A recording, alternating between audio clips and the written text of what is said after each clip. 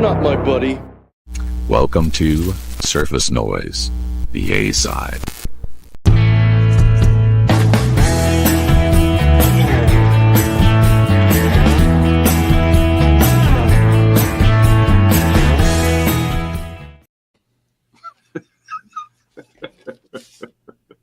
Sorry. So, you know, when Spins goes around and introduces the band, Bianco, you got to be drums every time, like officially. Yeah. Anytime you're on these panels, drums, they're yours. Hitting the skins.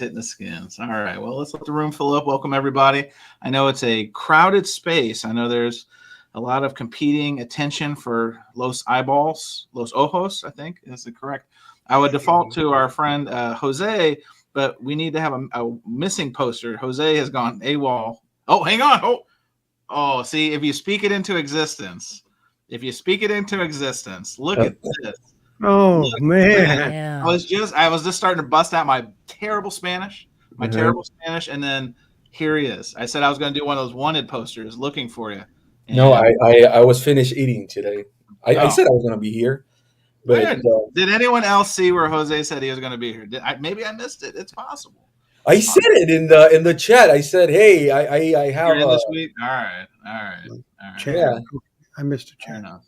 All right. Well, I think we're joined by our Satan has joined us, so I have to make sure to give Satan a one-way pass to Clown Town. Bye, Satan. See ya. Wow. Going down.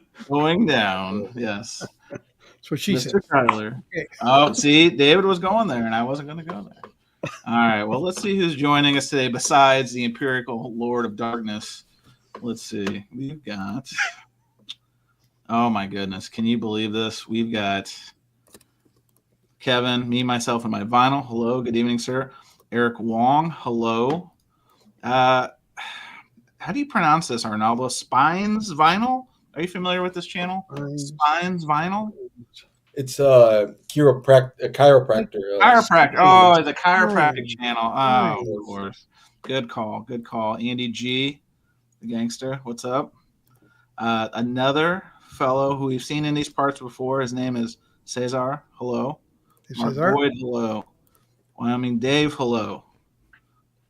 Let's see what else we've got here. Oh, Vinyl and Kicks. Hello. Well, I think we've gone around the corner. Oh, now BK of Loyola. He's been hitting me hard. The last couple shows, I've taken a couple on the side. My side gut.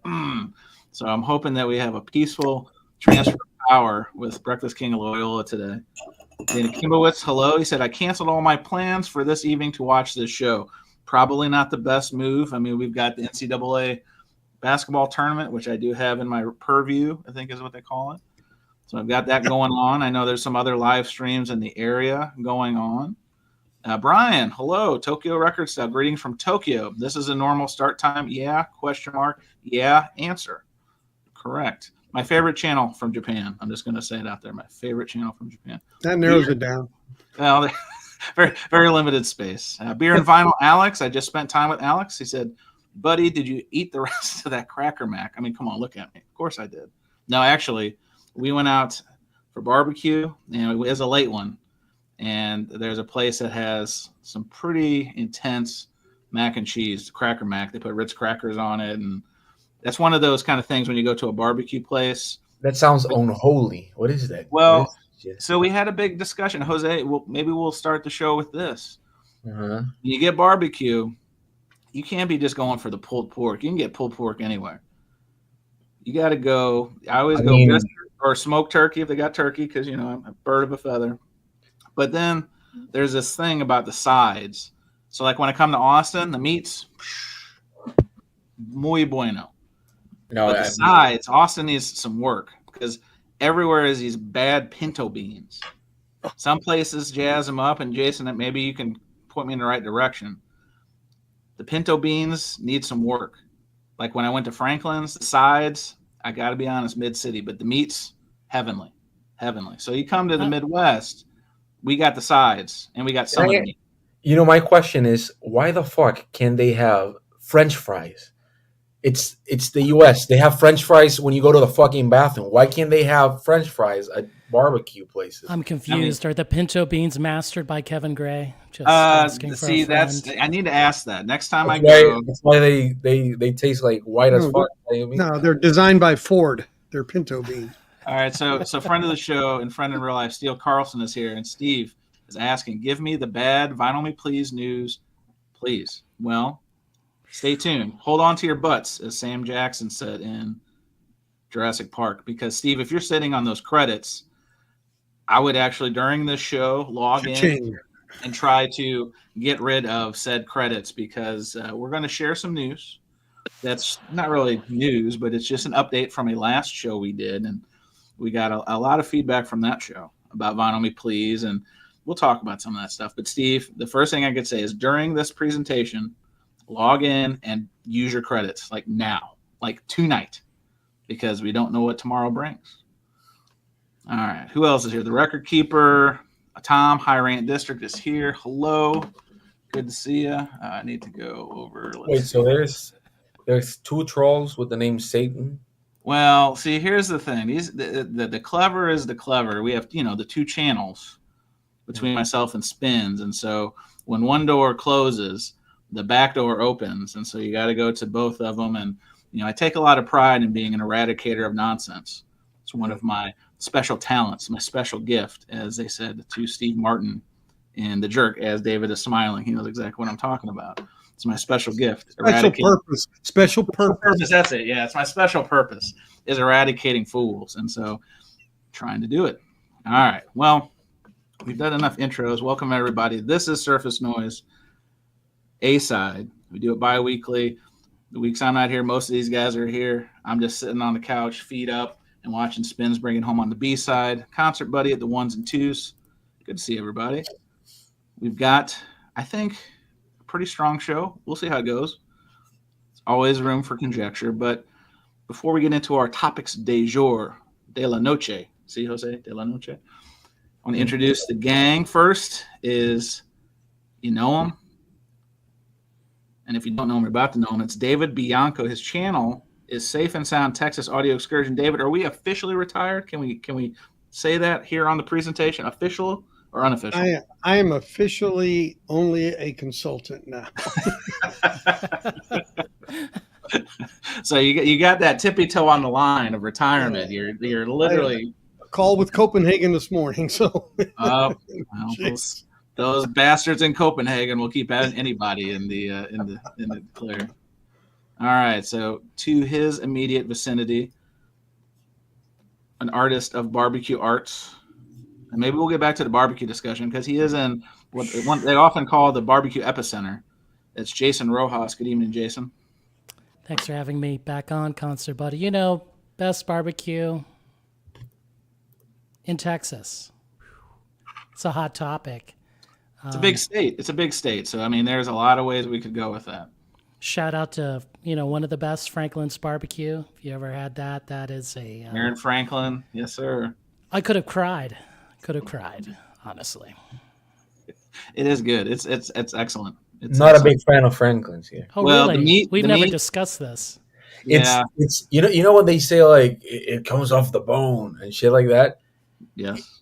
It's too extreme. I think they cook it like to the max, so it's just like mush. You're just like it's not even meat. It's just like I don't know, like mashed potatoes, but made out of. Wow, Jose, this is a controversial take that I don't know we'll recover from. Let's finish with introductions and then we'll get into it. Maybe barbecue is maybe that's the whole freestyle. We'll see how it goes. And then I kept him waiting. I kept him and David waiting. I was having some technical difficulties of the internet and plumbing variety. That is Arnaldo from the Empire State, not the Garden State. I'm never going to make that mistake twice. It is Arnaldo. The channel is Fidelios_frequency. Arnaldo, hello. Hello. Good evening, everyone. I'm experiencing internet issues, so I may be a little choppy. I don't know. Am I coming through okay? You're good. You're good. This is where we start the conspiracy theory because we're about to unearth some big truths about Vinyl Me Please. You're right. And the potential is there, and although they may want to silence us. They may be cutting your cable as we speak.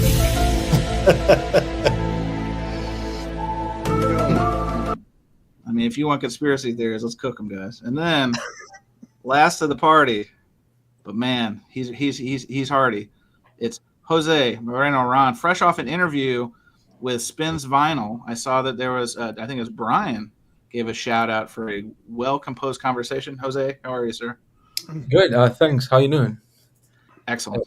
I want to say that I haven't been here because I've been having band practice, and since we played a lot, so I might try to change it for Wednesdays for that.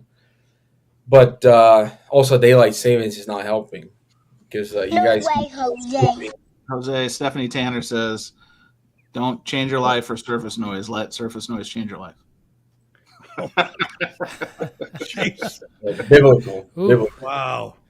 That'll be on a t-shirt, guys. That'll be on a t-shirt. Who'd you Anyway, pay for that one? well, hey, marketing 101. What can I say?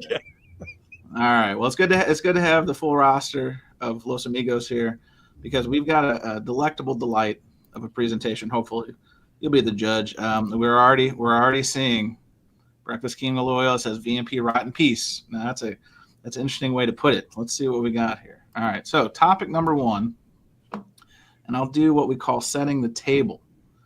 By setting the table, it can mean a lot of things, but in short, hit the rewind machine. We talked about Vinyl Me Please. I think the show was called VMP, Is It Doomed? And we talked about a lot of trials and tribulations from mismanagement of starting up the pressing plant, which David's been there, and maybe we'll kind of get back into that. So that kind of was a big situation, and they're hiring bots. There's so much going on. If you want to recap, it's a very thorough show, well-researched show. It's up for an award-winning presentation from what I'm told by some of our deepest fans. But all that said, here we are months later, and I think at the time we even wagered, would they make it through 2025? Well, here we are in 2025, almost 3 months full, and some interesting news broke last week. It was late last week, and Arnaldo, correct me if I'm getting the timeline wrong. Andrew Winnestorfer, who is one of the principal faces, communicators, the head of curation, the what else does he do? The head of editorial. Guy wears a lot of hats. He's been there a long time. Storf, as some people know him, Mm-hmm. exited the company. We don't know. I'm assuming it was not his choice. And he put this out. It's out there on the internet. So you looked on LinkedIn. You look on the Reddit forums. So he left. And then earlier this week, his right-hand man and a personal favorite of mine, Paul Bass, the senior manager of customer service, Paulie Pulliam, great guy. He also did a post saying, my time has come to an end, et cetera, et cetera. And those guys had been kind of the face of the place in a lot of ways. You go to the VMP Discord, you can kind of learn about what's going on. It's a very closed community, and kind of get into that. But hearing those two guys have left, and also if you read some more of the interwebs, it seems like they cleared out their marketing department. Their head of graphic design apparently was given the close haircut. So all that kind of factors into this conversation and who's left and what next. So Arnaldo, I'll kick it off with you because I know that we have had some hearty Vinyl Me Please conversations on this presentation several times. So when you hear some of this goings on, and I know we texted about it too, what were your thoughts? Is your thought the end is near? Is your thought who's flying the plane anymore if no one's on the plane? Like, what are your initial thoughts hearing that these significant people at Vinyl Me Please, at least from a customer perspective, these are the people you hear about and you interact with? And Paul, if you interact with customer service, you need a replacement. He often would reply to the things. Who's left? Arnaldo, what do you think? That's a good question, because if I remember correctly, on previous Discord live streams, I believe they mentioned that they don't have a huge staff. And two of the key staff members, or the ones that are the most visible in communicating with the members, no longer there. That does not bode well for PR. Let's call it PR, relationships with your members. You have, I don't know who else is curating. since the senior curator, which was Storff, is gone. And good luck to those that have customer service issues. You'll probably get the bot answering because Paul is no longer there. So, and he's always, the few times that I have expressed my dissatisfaction on the Discord, Paulium was always quick to step in and handle whatever issue I had, namely also the cancellation with refund of the remaining months that I had. So I don't know. I have serious doubts that they'll be able to steer the ship or fly the plane going forward. Yeah, there's a lot of open questions because, again, these are the people who, one way or another, you'd hear from dealing from customer service end if it's Paul, or if people had questions about what's coming next, or the decision tree of how they arrived at some of their good choices, questionable choices, and everything in between. Usually Storff would go into the safe confines of the Discord where there was rose petals and trumpets played. There wasn't a lot of criticism for the most part. It was safe quarters. As Mr. Winstorfer has had challenges with people coming at him over the various platforms that they've had from a interactive perspective. Jason Rojas, thoughts on Vinyl Me Please? I mean, are they going to survive the quarter? I mean, we're at the end of Q1.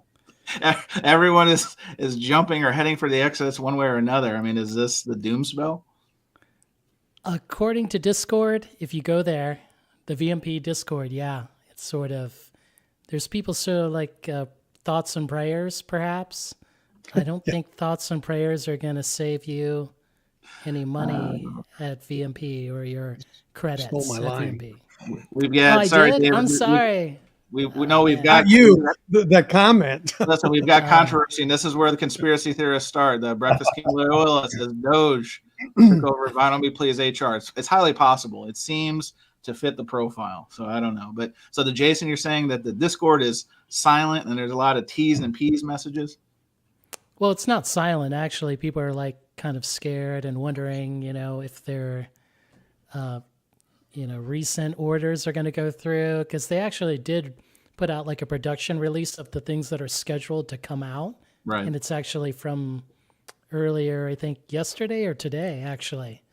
So I got to look at it and I was like, well, I guess these things are on schedule, but now you don't have a point man to verify that they're actually going to deliver.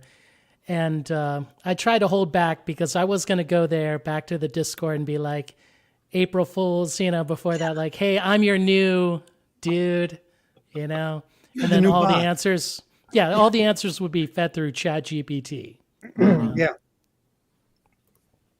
Fair enough. Jose, you have been a Vinyl Me Please customer indirectly because they don't ship to international anymore. But is it safe to say that now that the Chileno well is going to run dry, do you have any thoughts on Vinyl Me Please? Because as we said before in previous shows, when it's good, it's good. But when it's not good, it's Sam Hunt releases. Jose, what are your thoughts?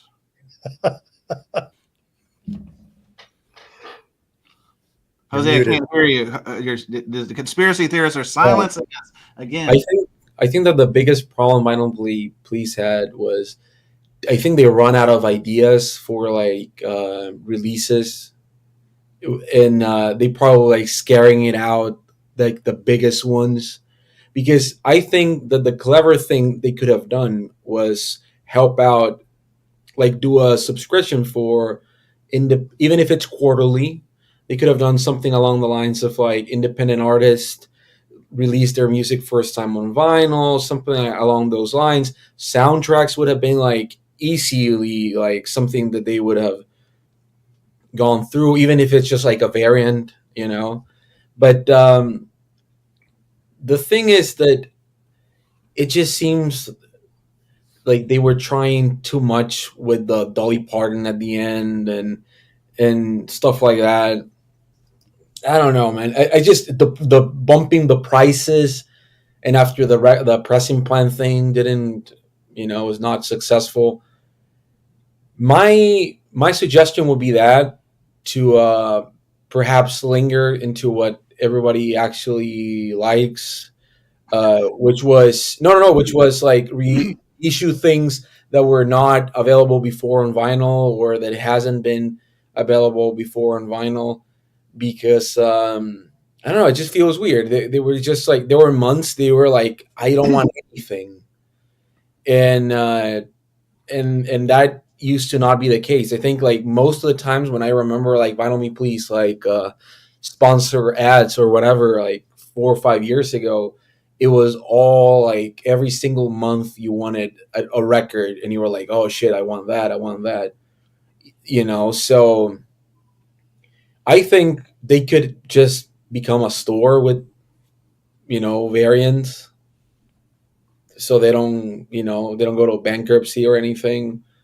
They could just do that, because and lower the prices, because I don't know how expensive their pressing is, because if they're pressing more than 1,000 copies, even with those jackets and everything, it can be more than $8 for like Jose, 1,000. don't spill the tea on these guys, because No, I'm saying like, so if you're doing 1,000, even with those like tip-on jackets or tip-on jacket style jackets, I don't know why they would start doing the $42. I mean, shipping, right? Of course, which I don't know how much shipping would be for like UPS or whatever, but let's say like $6. But I don't know. Well, It always felt. everything media mail in the U.S., don't they? yes. I don't know. Oh, really? Yeah, everything is media mail, and they probably have a bulk rate. There's bulk rate media mail, which is less than what us Like, mortals pay. like $2. Yeah, but again, my biggest problem was also always that the more you contribute, if you were paying the yearly subscription, and you got every record for how much was it, like $28 or $30 At per one record time, at one point, yeah. And you said, I don't want this. What? I think it was 36, right? Didn't it? If you had the year, it would average out to around 36. maybe last year. Last year I did the full. Remember when they incentivized with like the records? I think it came out to about 35, 36. Yeah. But, Now it's gonna be almost years before that. $45. but this is why it didn't make any sense, was because if you were paying the full year and supposedly you were saving up, and if you say, I don't want the record, I want the credit, you got less money than the guy that paid more that doesn't want the record. Even Steve if Carlson, listen to this. I'm telling you. so that's my biggest issue, is that yes, you're saving, but you're like, well, fuck, I have to get the record now, because if not, I'm gonna have to get $36 off this record, and then I want to buy another record. Now it's 38 or 42 or whatever it is, but you always end up paying more. So it's like, why? So the best thing was probably do like 3 months, and because you were like in the ballpark of not paying anything, or just like $5 more or whatever. But I don't know. It's just a little weird, and I think they were doing good when they did a bunch of like more weird sounding jazz, but I think somebody, I don't know, in Vinyl Me Please told them, hey, you know what sells? Like the Barbie soundtrack. Let's make Yeah. too much. So the reason people like Vinyl Me Please from the start was because they had rap records that you couldn't get anywhere else. Right. You got rock records that you couldn't get anywhere else. The quality was better and everything.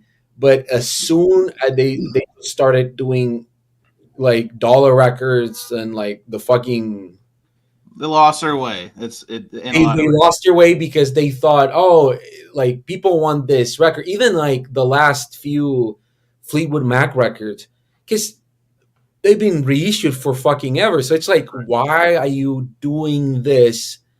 It's like if Chad wakes up one day and it's like, hey, why is the Kind of Blue UHQR hasn't, because everybody fucking does kind of blue. If you did whatever other Miles Davis, it might sell out. Why? Because nobody has that in better quality. Well, David, So, I want to go to David. Let me go to you on this real quick, because you had the interview with the pressing plant once it kind of changed hands. Paramount, is that the new name? Paramount. Yep. Paramount. Yeah. Pressing. So you went up there kind of at an interesting time, because I think we were in Austin actually when the news officially broke that the old Vinyl Me Please people in charge. There had been there's obviously ongoing litigation. Again, go back to the old show. We talk a lot about that, but David has a unique perspective because he literally was boots on the ground talking with the folks in charge post some of this stuff. And so, David, I go to you because it almost seems like that was ultimately what has broken the camel's back, the straw that broke the camel's back. What do you think? Obviously, you talked to, and obviously Gary Solsterman that weren't involved in that part of it, but any vibes or any kind of, what kind of point of view do you have on this topic? Well, there's one point of view I have just generally when I listen to people about this is they certainly turned up the upside down. The statement membership has its privileges. That's for sure, because it doesn't, in a lot of ways and it doesn't on their end either. Frankly, it's always a risky model, but they thought that Dolly Parton could just buoy them up apparently, but I guess that didn't really happen. So what I'm thinking is they're going to release the soundtrack to Risky Business, which will be our salvo to know it's over. That's gonna be the walk off. That'll be their last things. Risky Business soundtrack, because it's a rare title. I don't even think it was pressed in the U.S. actually. So watch for that one to come out. That one's for free. David just served it up. If the three people left in the building, David just gave you the ultimate tip. But what's interesting about the guys that have been let go, above and beyond that they're key guys, is if they left, what does that tell you, right? If they left together, especially, or if they got rid of them, what does that tell you? Both are bad situations either way. Well, one of them. Pardon me? Sorry if I interrupt, David. It's okay. One of them, Storff, the posting that I saw, it seemed like usually someone leaves when things are bad. Someone leaves because they found something else and they want to jump ship while they can. Sure. No, exactly. The posting seemed that Storff was looking for a job. He wasn't looking through the door. He was showing the door. And again, speculative, but right, exactly. And Paul, I'm not really sure. I mean, it's sad when someone loses a job, regardless. 2,000%. Yep. I've been there, and it sucks having to start all over again. Yeah, it does. But I think people that were on the Titanic figured any boat would be better than this one. Well, I don't know. Again, we don't know. We're speculating. But based on the clues that I saw, at least for one of them, it didn't seem to be voluntary. Well, here's the thing. Guys. We're here and we know, and I'll talk about the pressing plant in a minute. We know these things are going on and we're on the outside. Yeah. They're on the inside and they can read the writing on the wall, from a lot of perspectives. It can be attitude. It can be profitability. It could be, it could be the fact that they have a plan to go bankrupt. I mean, they may have, we don't know. But my point is none of it speaks to a growing, thriving company. None of those things do. And even Paramount Pressing was kind of left with a bag, holding the bag because of VMP going out, both financially and with a stream of orders, right? But Dave, the artist, the guy that bought his thing, and Jillian, Rollins, I mean, now they've got a Grammy Award record, first record that came out of that plant, ironically, and they're starting to reap the benefits of that. And the pressing is superb for a non-audiophile cost pressing. I heard it the other day. And so, they got the good side of the problem. And again, I think I said this before. There was another legal thing going on with the person that was head of A&R there. She sued the company for harassment. And they lost the person who had set up a lot of the early lineup of a material, product, what was going to happen, that whole approach. And about a year and a half after she was gone, you could start to see, because these things have lead outs, you know that, Arnaldo, in time. Oh yeah. So you could see. So, in my mind, with the pressing thing, with her, it was kind of like all the dominoes were falling in the wrong direction. That's what it seemed. And just at any business perspective looking at this, nothing looked positive. Oh, David, you raise a good point, because I don't think that's why I kind of lead in. Like, was there one thing that put it over the edge? Because it's like death by 1,000 paper cuts, right? Like we were talking about kind of doing this topic. I mean, there's so many things we can talk about in terms of things that were just going the wrong way. Yeah. Feels like the pressing plant situation was obviously the big one. It's obviously still ongoing with the litigation. Fortunately, like you said, Dave Rawlings and Solstrom and those folks have picked up the pieces and made it. Sounds like getting some positive momentum finally coming out of it. VMP had to go out and get pressing plants then, and they had to find places to get records. Yeah, so that was a burden. That was a burden and a cost they never had. They thought the cost was going to be an internal cost to press records, as opposed to using another vendor, which is more expensive. So even their budgeting and their plan was affected, right? So, I'm just saying every way you look at this thing, it ain't birdie. Yeah, that's the expression walking in quicksand, right? Because to that point, all of a sudden they had to go source. Is that a country song? I was walking in quicksand. Well, it could be. Somebody could take that one. But no, you raise a good point. Nobody really was talking about was they had to start from scratch, the Vandermeer police folks, and find capacity to take their production plan, right? Because they had all been leading up to using Paramount they Pressing thought it was to a gimme. execute those orders. So then at literally the 11th hour, they're talking about going to RTI. They're talking about going back to GZ, like all the usual strongholds. And they're like, sorry, it's going to be months. So that's why, like Jason brought up, that production plan that it's been evolving. It's like a web doc that they've been changing things from the Grateful Dead box reissue to the Masters of Reality reissue that people ordered over a year ago. I mean, this sounds like COVID type of production from, years ago. So Jose, what you got?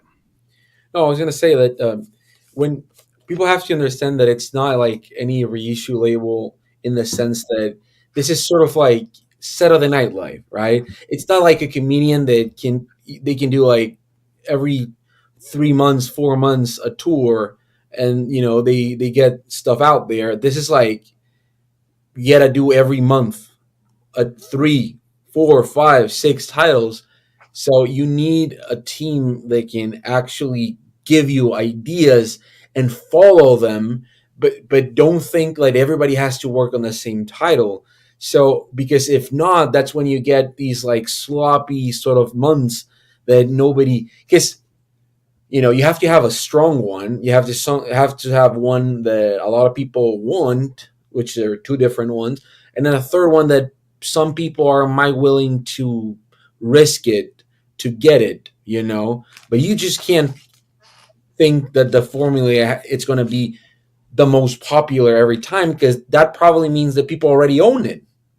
So that's why you're shooting yourself in the foot. You have to make a curation that actually makes sense, which is what title? Yes, it's known, but would be amazing because it hasn't been all analog for starts. Like perhaps like the Bob Dylan one. Like I know some people that bought it just because it was a mono Bob. You're talking about Blonde on Blonde, right? Yeah, Blonde on Blonde. But again, it sort of like, well, in January it was the broadcast, which I love, but the pricing was a little fucked up, and I thought of using some money that I had over there, but I was still gonna pay like $25 to get it here. So it was just sort of like, even with like money I have saved up that I never used, I have to, like, because I canceled an order once of their normal store. Anyways, I'm just like, why the fuck would I want that when I can get on Amazon like the $12 one or whatever? It's not a color variant, but I'm gonna pay more to get. Well, it's an interesting point, because I have I think it's like a $30 credit left, and and I wanted to order something, Yes. but you don't get the member price. No, and the And then and the shipping. is $10. The shipping is $10. Yeah. So How a is it $40. $10 when it probably cost them $3? The So I think that's why 50-cent shitty mailer. I think that's why people call it like audiophile, because the fucking prices are always like in the $50 range. And again, the free shipping thing, when It's not free shipping if you're paying for it. Like that was always kind of a big misnomer. I know it's a nice bullet point. yeah, of that course. It's free, but you're paying into the membership. It should be understood that And is paying for it. I just think that people were just too acceptant also of like the titles they were given, because I know some people, and I think a big percent of people that bought on Vinyl Me Please, they really didn't care what they got. I think it's just like a small percent of people that actually complained about like getting stuff, which is perhaps more vocal. But there are some people that actually thought, well, Vinyl Me Please is just, I get records, and they just don't care what they get. It's like, because I know people that have the hip hop track, and they would just get stuff, and it's like, oh, this I never heard it. Oh, it's good. Blah blah blah. Drinking the Kool-Aid. I don't know if I would call it Kool-Aid, but they would see it as what originally the place was just getting stuff every month. Well, That's it. yeah. Then I just wanted to add one thing. Remember, I think it was like either January record of the month, or was it the December one? Mm-hmm. The hard to find, obscure Gus Cannon that, I don't know how many hundreds of dollars that record goes for, because 10 copies were pressed at the time, right? It's still in stock. Nobody wants it. Hang on, Bianca, weren't you going to VCLT me in that one? I guess you don't have to anymore. Oh, you got it, David? No, I'm not. No. I'm totally messing. So I think a lot of people, some of the choices, there were some months for a good 2 years where there were, within the 3 different tracks, they had really good things to pick from. Then it was, at least for me, from my point of view, there were maybe some months where I skipped or I swapped to another track, or swapped to get something that, something else in their catalog. But the last year, I was having a hard time and looking forward to the other titles that were coming. I wasn't really interested in addition to the increase in price. I think I'm out. But again, it's like I think internally they would celebrate when they get like this huge title. Well, Gus Cannon, did you watch the live stream there? He was so psyched that this rare, is it a blues record, if I'm not mistaken? They were able to find the tapes or whatever, and be able to get. That's exciting. That's exciting. You should care about that record, maybe. Yeah, but you should. They have more than one way of buying of selling records, which was the store. If that would have been a greater record for having in the store than having as the monthly subscription thing, But again, it's just, I think that the best thing they probably could do as well is do like a Jack White thing, where it's like quarterly, which I don't think it's that bad, but secure stuff. But again, it's like if they told me, hey, you know what, we're going to do Daft Punk's Random Access Memory. I'll be like, great title. Everybody fucking owns that record already. So, you see my point. It's like, the curation doesn't have to be what's the most popular thing.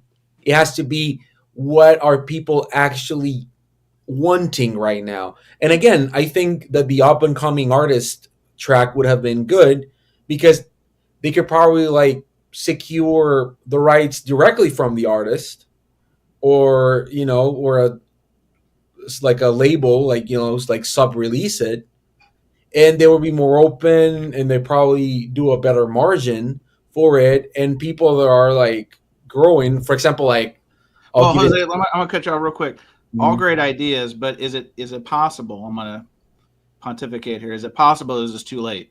Too much No, I damage think has it already is. been done. Like these are all very good ideas, and you would think that they probably thought. Jesse, Jason nodding.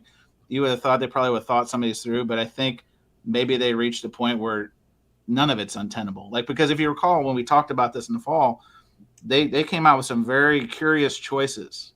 If you remember, some independent artists, and it seemed like a departure from where they had been putting out heart records, very common records like we've been talking about. Jason, what do you think? Well, it just seems to go back to what David was saying. That person who was sort of the go-between, like for Sony and VMP, A&R person, yeah. that A&R person, looks like that person did a lot more curating. No offense to Storff. Heavy. Right. Okay. Right. But I mean, that time when the Stooges, they came out with that one, Raw Power, like that thing immediately sold out. People wanted that one. And then from that point, and then until that person had left, right, was no longer part of the VMP circle, right? Now their titles sort of declined, and a lot of like, as Jose said, sort of like just grabbing at things, like let's try this new artist, didn't work, let's try this Gus Cannon, didn't work, so it just curation.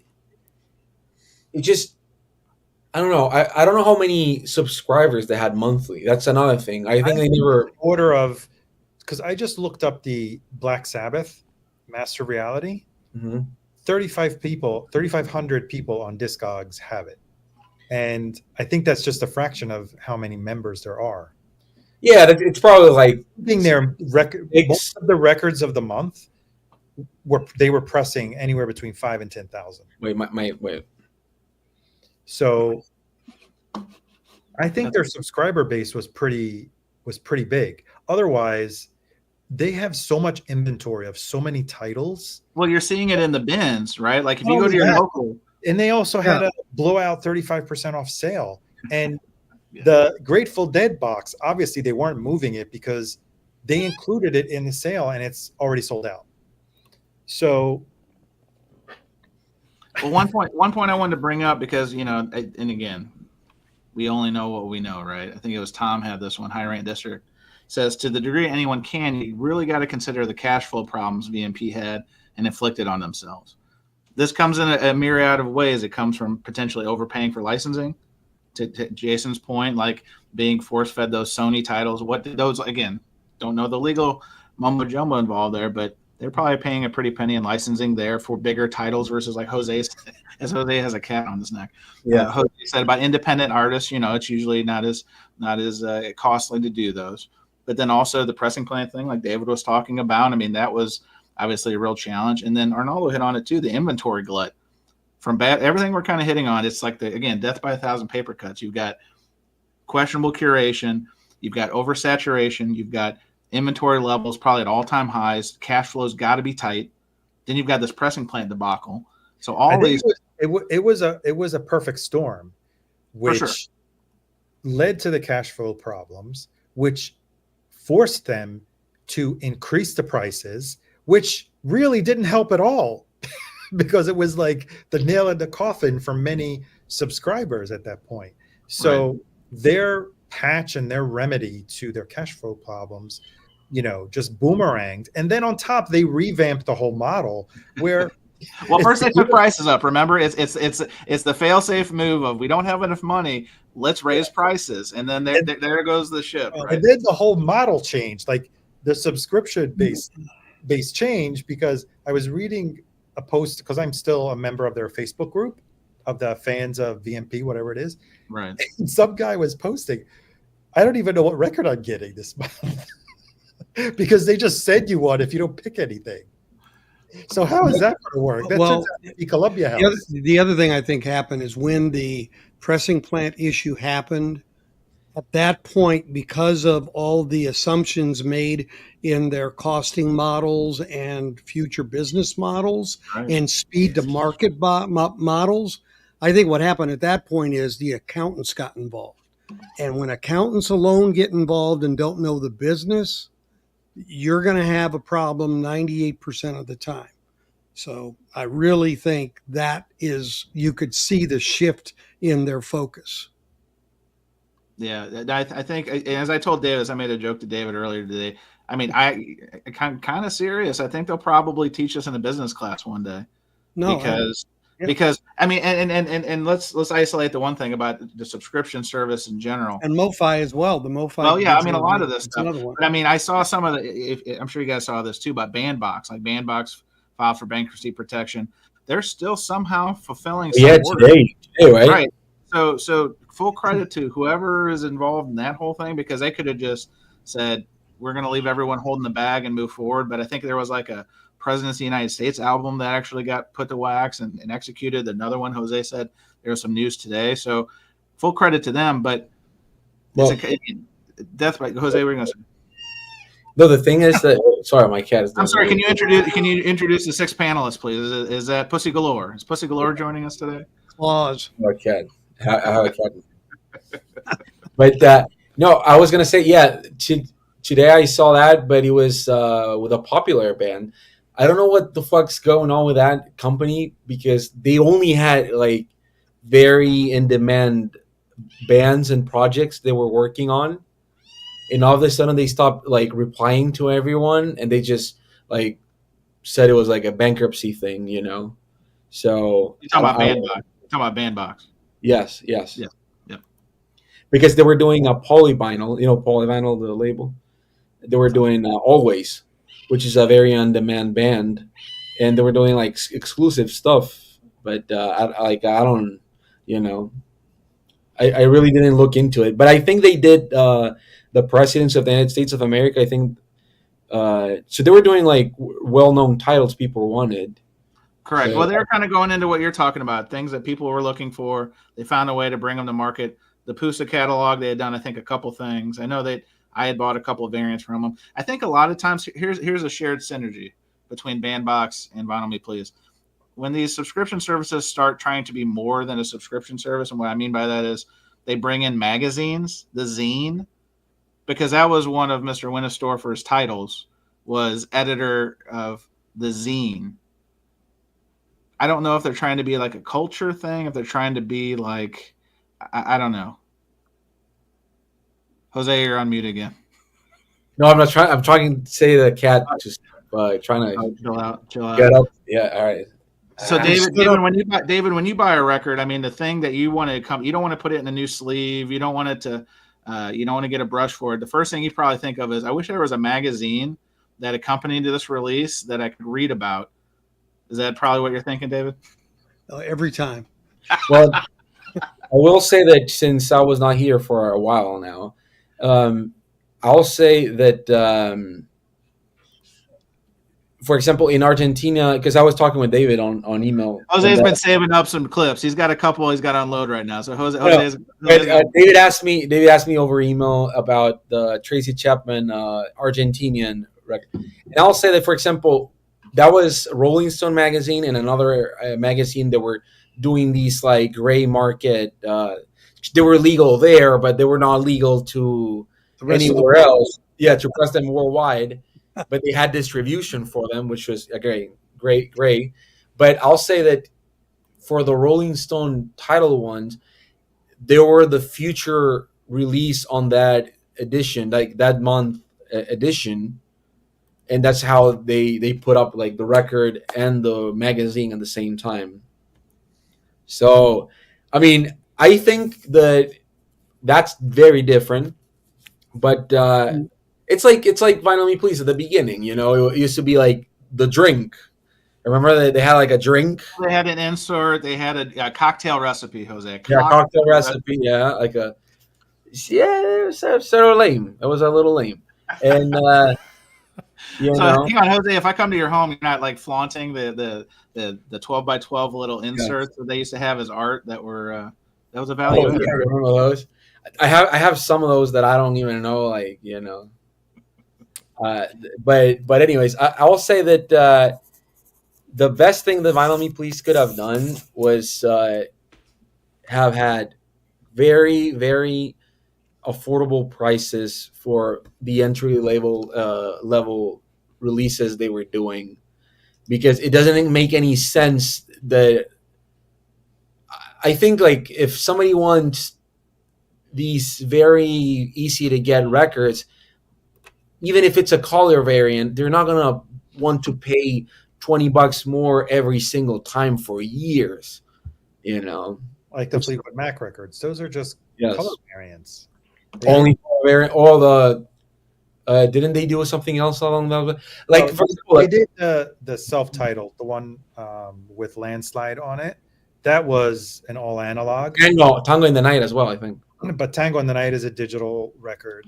Yeah, MoFi did it like a month They ago. just did a color variant. They did Mirage and they did a color variant. I think, yeah. I for example, the Fiona Apple, that's the way to go. You know, something like in demand, not been pressed before. They could have done the Sparkle Horse that they've never. I think they had a very special deal with Fiona Apple because it was exclusive only through them for years. Several years. Like Sony was not able to press them because they must have locked in a an exclusivity deal. Look at this. So yeah, but I gotta try this past someone's bedtime. Rob Walker is here. You know, it's a big stream when Rob Walker has joined us to insert his special brand of humor. Rob Walker says it's a great panel. Plus, I'm not offended. I'm not offended. Of course. I think we figured out. Yes, we figured out Rob's humor. It's taken many years, and many hot takes, but we figured out. So, Rob, good to see you. You're the only one he mentioned, though. You know, I know. I'm special. So the panel is the panel, and then I'm me. That's right. Shout out to Rob Walker. Yes, that's right. Yeah. Actually, someone with intelligence from the UK. It's hard to find sometimes on these things. But let's get it out of the way. For Rob Walker, I'm going to be CEO of VMP coming soon. Hang on, that was supposed to be the big reveal. Now you've just killed our I know. Come on. All right. Nazzy and I will be curating. Oh no. Yeah, but it's going to be changed to vanity music pressings. That's going to be. Oh my gosh! There we go. It's out of control. So let's put a bow on this one. Let's put a bow because we do have some children watching here past their bedtime. Don't know the future of On Me Please because the question is who's even working there anymore. They have no marketing They have no marketing team apparently. They have no one graphic designing. Whoever's left. It's like the band playing on the Titanic, right? So let's go around the dais and put a bow on this one.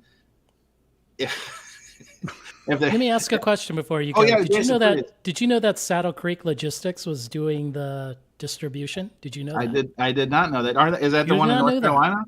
Yeah. Oh. Saddle Creek is because it's Bright a Eyes. label. Yes. Okay. Yeah. Saddle like Creek, a real label.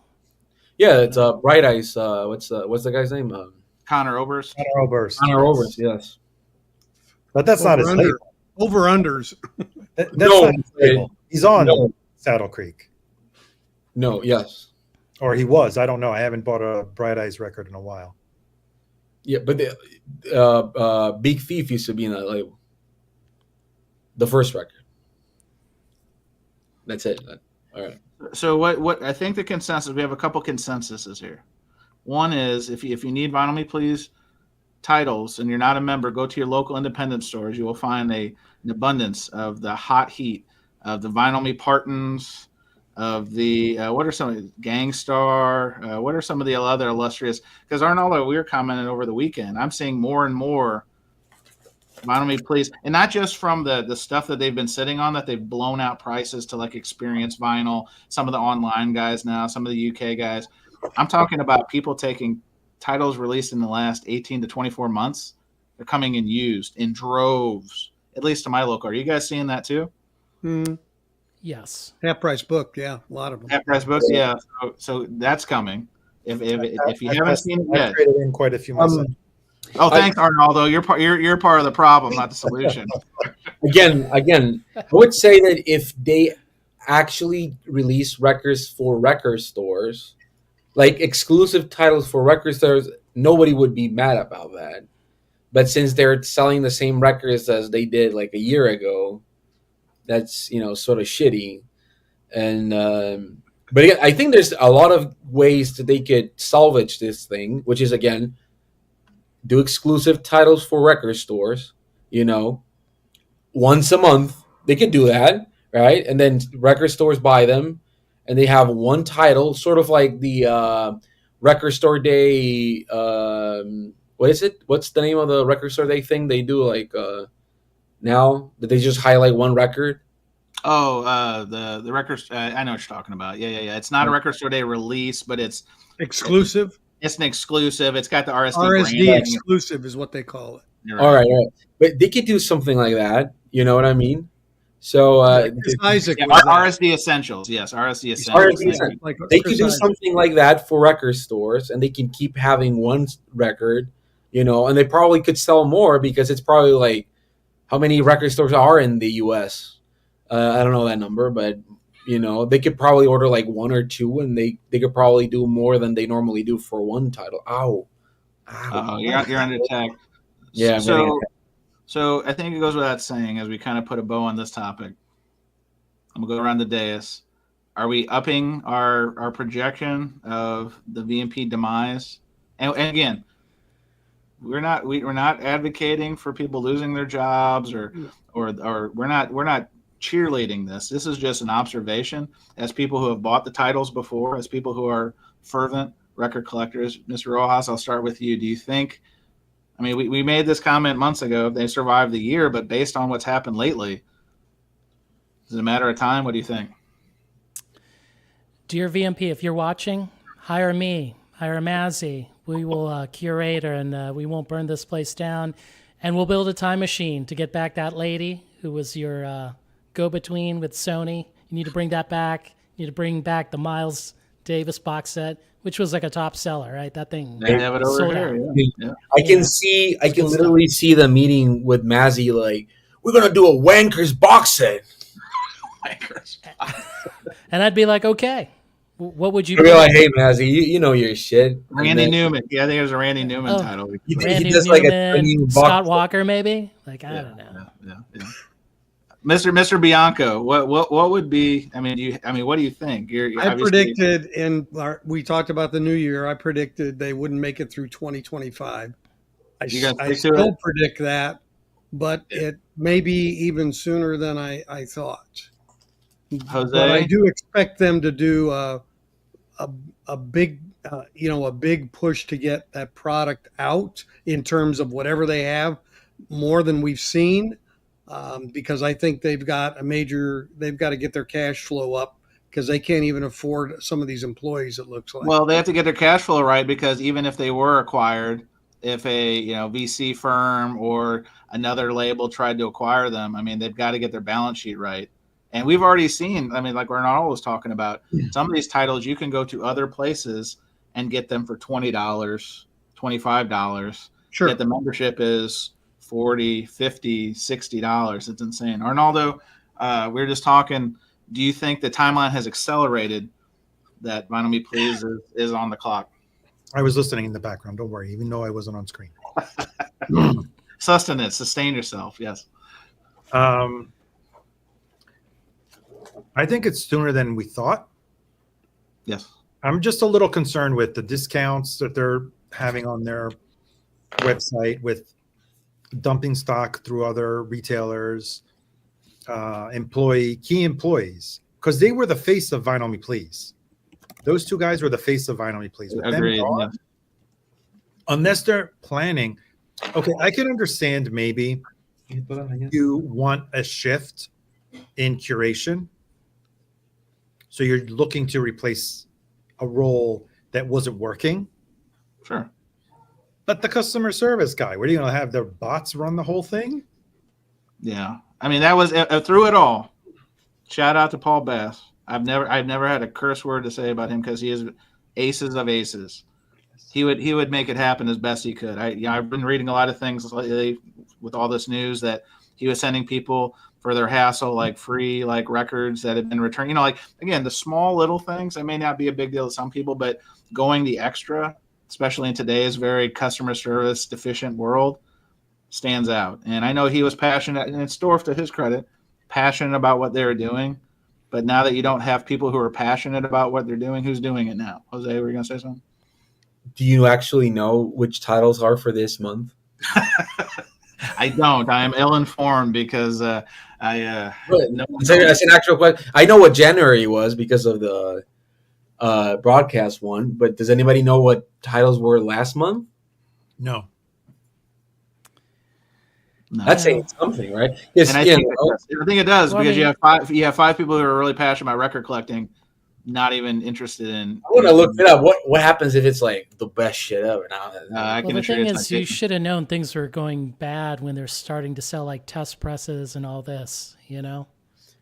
Well, it was not selling test pressing. It was like a raffle thing. It was like you get one. You don't know which one, right? It wasn't something like that? No. You didn't see the email, right? You didn't see that email. Oh, no, browse our test presses. You know, we need to get rid of them. Oh, my God. Wait. Oh, wait. Beastie Boys? They posted about Chalino.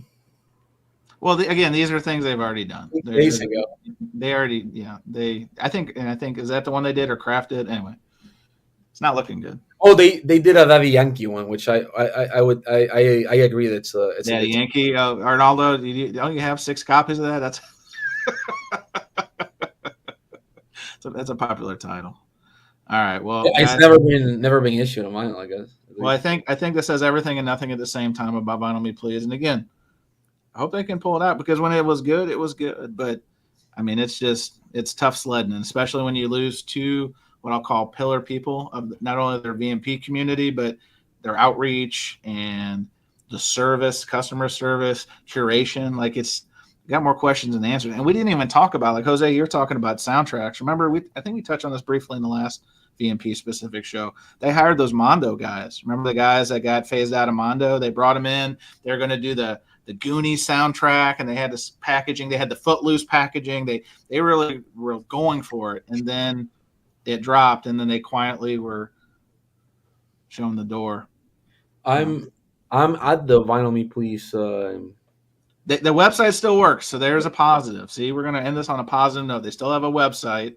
Steve Carlson, if you're still watching, but credits now, tonight. I'm telling you, tonight is the night. I can't see. You have to order 17 Sam Hunt records. It's better than 0. Okay. Here's the thing. And here's where I can tell that the customer service is lacking. Because I inquired, they finally shipped out the Master of Reality, which I ordered a year ago for another VC member that I'm trying to get in touch with. And I get the notification that it's shipping out. It was on, I guess, soon to ship in I want to say 3 weeks. And during that time period, I emailed customer service asking, when is it shipping out? I would like to add another title because I wanted to use some credits, the credit that I have, and they could ship it together. I never got a response. Is it weird that? Yes, it is weird. Go ahead, Jose. I'm just answering this. I can't find what the records of the month are. No, it's not weird because the members themselves don't know what record they're getting. No, for real. For real. I on Instagram, the last post about which records are for the month is January. Well, again, all these things are telling the same story, just telling it a different way. No social media posts in months. No social media. And it was Barbie. Of course it was. By the way, how is the record $229? Oh, I don't know. I mean, it's the packaging. Because it did shift out of the records of the month, Jose. In fairness, no, I get it, but $229. Well, did you see all the tchotchkes that are in that box set? What am I supposed to do with that shit? Barbie pinwheel spinner, Barbie whoopee cushion, Barbie Band-Aids. It's an impressive package. It's all like cardboard. How the fuck is that expensive, Arnold? Okay. No, you know what's expensive, Jose? Mattel. The chain thing? First of all, there's the licensing. It's the licensing. Yep. Second, you have to also consider whenever there's something more than a record being inserted into a sleeve. You need a physical person to grab all the various things, put it in the box, double check that everything is in the box, because God forbid you forget one out of the 10 pieces that are supposed to go in there, and then run it down the assembly line and have it shrink wrapped. That adds exponentially to the cost of. Yeah, but $229. I'm not surprised. How many pieces of vinyl are in there? One. Just one? Yes. It smells like peppermint, Arnaldo. Come on, it's like scratching stuff. It's beautiful. It's one record. I should show you. It's a slip mat, a bunch of shitty fucking driver's license for Barbie, and a. This is what we need to get our collective anger at. Who made this decision? That job should have been out months ago. And again, I like fish. That's right. Like, F that person. Novice Nick speaks for everyone. F that person. I like fish, and I know Chris likes fish. Do you think Jose? I've been to a fish concert allegedly, so I'm a big fish head. Let me tell you. Wait, $500? Get out of here with that shit. What is that shit? I mean, it's Jose, one. Jose Kimbo wants to know. It sounds like Jose is not a Barbie fan. Can you confirm or deny, Jose, that you are not a Barbie fan? I was more of a Matt Steele fan. Okay, fair enough. Yeah. All right, guys. Well, again, let's put this one to bed. Again, we'll see how it goes. I think it'll be interesting to see how this dramedy plays out, because it is part drama, it is part comedy. It's an interesting little sub nugget in the world of vinyl record collecting, especially as you go shopping at your locals and you see those bins. You always get upset because you can't move the bins because they're just packed too tight with records. Yes. And a lot of that right now, some Vinyl Me Please I know there's some Sam Hunt fans there. I'm sorry. I'm just saying this is reporting the news. Sam Hunt. If you want the Bright Eyes reissues, I mean, it's a lot of the things that, like Jose said, things that nobody was really asking for. So let's put a bow on this one. I want to thank my guests. Podcast proper coming to a close. Stick around. We'll go into the freestyle. We've got some more fun planned for the freestyle. But I want to thank my guests full-heartedly. Jose, the missing persons poster is now put away. We're glad to see you resurfaced. I know you've been busy, and we'll talk more about your band here in the freestyle. But I want to thank you for coming back to Surface Noise A-Side. Good to see you. Thanks for having me again. And then Arnaldo, I was late. hey, better late than never. I think that's the expression. I mean, there's some people that'll never be on the show, so just think of it that way. And then Arnaldo, the channel Fidelius_frequency. Arnaldo, one of the biggest Vinyl Me Please customers I've ever met. I mean, he had all those 12x12s. Like when I visited him, it was like a museum of Vinyl Me Please excellence. So Arnaldo, I know you're taking this hard, but thank you for joining us. Oh, thanks for having me. And then my guys, my Texas guys. He almost wasn't going to be here.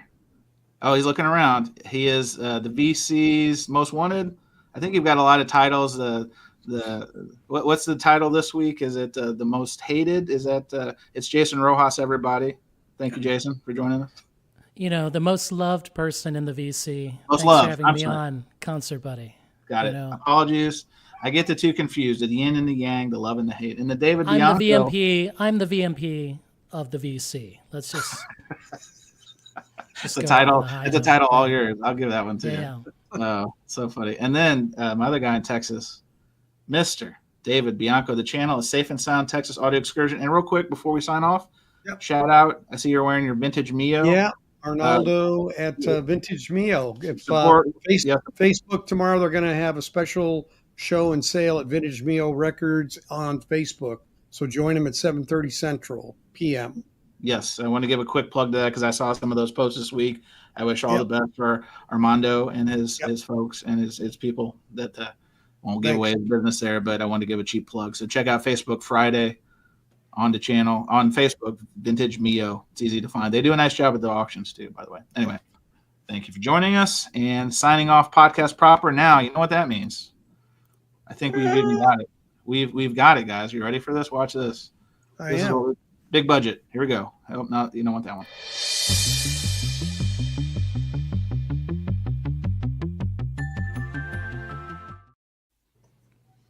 Jose, see, since you've been gone, man, we got some real technology around here. Spending a lot of money. Spending all that YouTube money on all this technologicalies. All right, let me throw this over, and then we'll get into freestyle. It's not really free because we sometimes run over a topic, so don't judge us. We're still figuring things out around here. Bam! That's how you know it's a freestyle, when the art does a fundamental shift and just says freestyle. So we had a topic because the Vinyl Me Please was just so supersized. We really had to sink our teeth into it. Let's talk about. See, everyone's leaving. Everyone, we're still here. I try to be very clear that we just cut it off because no one, 2-hour podcast. So let's talk about, since this is freestyle proper, and Elliot Cruz's question, does this mean we can cuss now? Always. Always. Cuss at yourself. Cuss at Vinyl Me Please. Cuss at anyone that comes in here. There's been a lot of nefarious fools coming in here, and I've had a wonderful time putting the fools to sleep. There's been a lot of them in here, so it's been a delectable show so far, and we're going on. I'll say that I've never hated something so much that I watched like a 2-hour show just to like shit on it. So props to them for That's what happens when you have no life. Simple math, you mean, huh? Simple math. I mean, why make friends in the real world when you can hate people on the internet? I think that's how they. When I watch a movie that was bad or junk TV, I always say afterwards, that was 2 hours of my life that I'll never get back. For these other people, it's like it doesn't matter because there's nothing else going on in their life. Yeah. It's story of my life. It's what they don't tell you when you get on the internet. They don't tell you that there's this people that's not going to like you, and that's okay. It says more about them than anyway. Let's focus. Let's bring it in because we got some people. I do want to do housekeeping real quick. KRWD speaks for so many people. And they say hit the thumbs up. Does make a difference. Hit the thumbs down. It's okay. That don't hurt my feelings. YouTube look at it the same way. But we've got, and Arnaldo had this topic, so I do want to give it. It's a good topic. I've tried to put my own goofy concert buddy spin on it, so make fun of me. Don't make fun of Arnaldo. Arnaldo had the topic, and then I put it through the Wonkavator. What was it, the thing? Remember Wonka? And he put the candy through the car. And anyway, this is what we call. We're going to talk about the best producer. This shit never happened in the movie, by the way. Well, thanks, Jose. We're going to talk about music producers, and we're going to talk about the best producers. And maybe we'll talk about the worst producers. And in fact, I wasn't sure Jose was going to join. Jose is the worst music producer. Is it okay? I have a producer that I have set aside. If Jose doesn't join, because I know if he joins, he's going to talk about this producer. I know who he's talking. I was about. like, I don't have to actually. But I was like, if Jose doesn't join, if he does join, I'm sure he's going to talk about him. So we'll see. Actually, you would be surprised too. Like there are artists that I like that I don't like how they produce. Rick Rubin? Oh, sorry. Oh no, hang on. We're jumping ahead, guys. We're jumping ahead. I got limited time. We need to jump.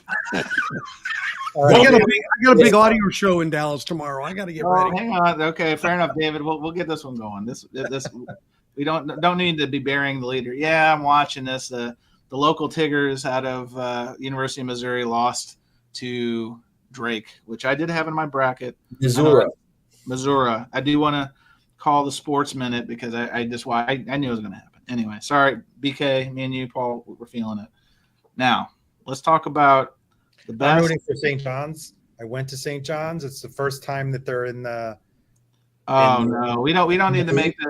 We don't need to make this a sports diatribe because some people can't hang if we talk just a little bit of sports, deportes.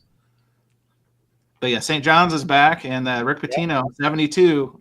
Coach Pitino is he's doing something. All right, let's get serious. Let's talk about the best and maybe the worst producers. I'm gonna call this segment in the freestyle. It's not so free anymore. Mount Rushmore or the Mount Flushmore of music producers. Okay, so we'll go around. There's no real structure, but I've got some stuff. We're gonna kind of maybe present. Maybe we'll go around the dais. I'll start with you, David, here in a second.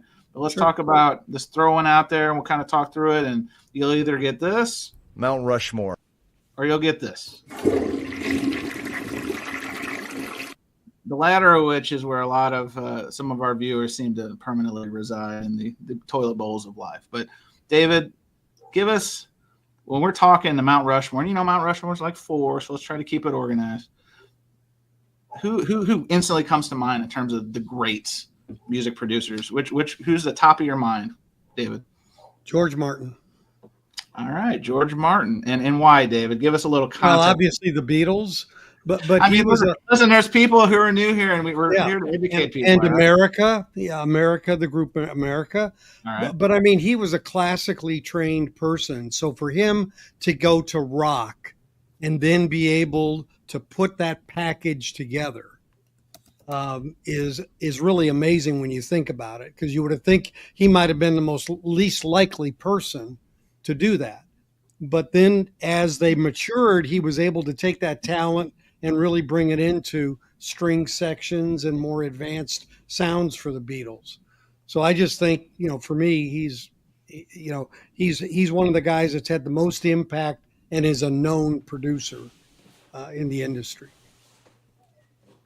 Awesome. All right. So do we have any objections to this nominee to the Mount Rushmore? Again, 4 spots. Any arguments? Jason had to leave. Jason is so upset with that choice, David, that Jason literally said, I was going to say Kevin Gray, but I didn't want him to well, go. no.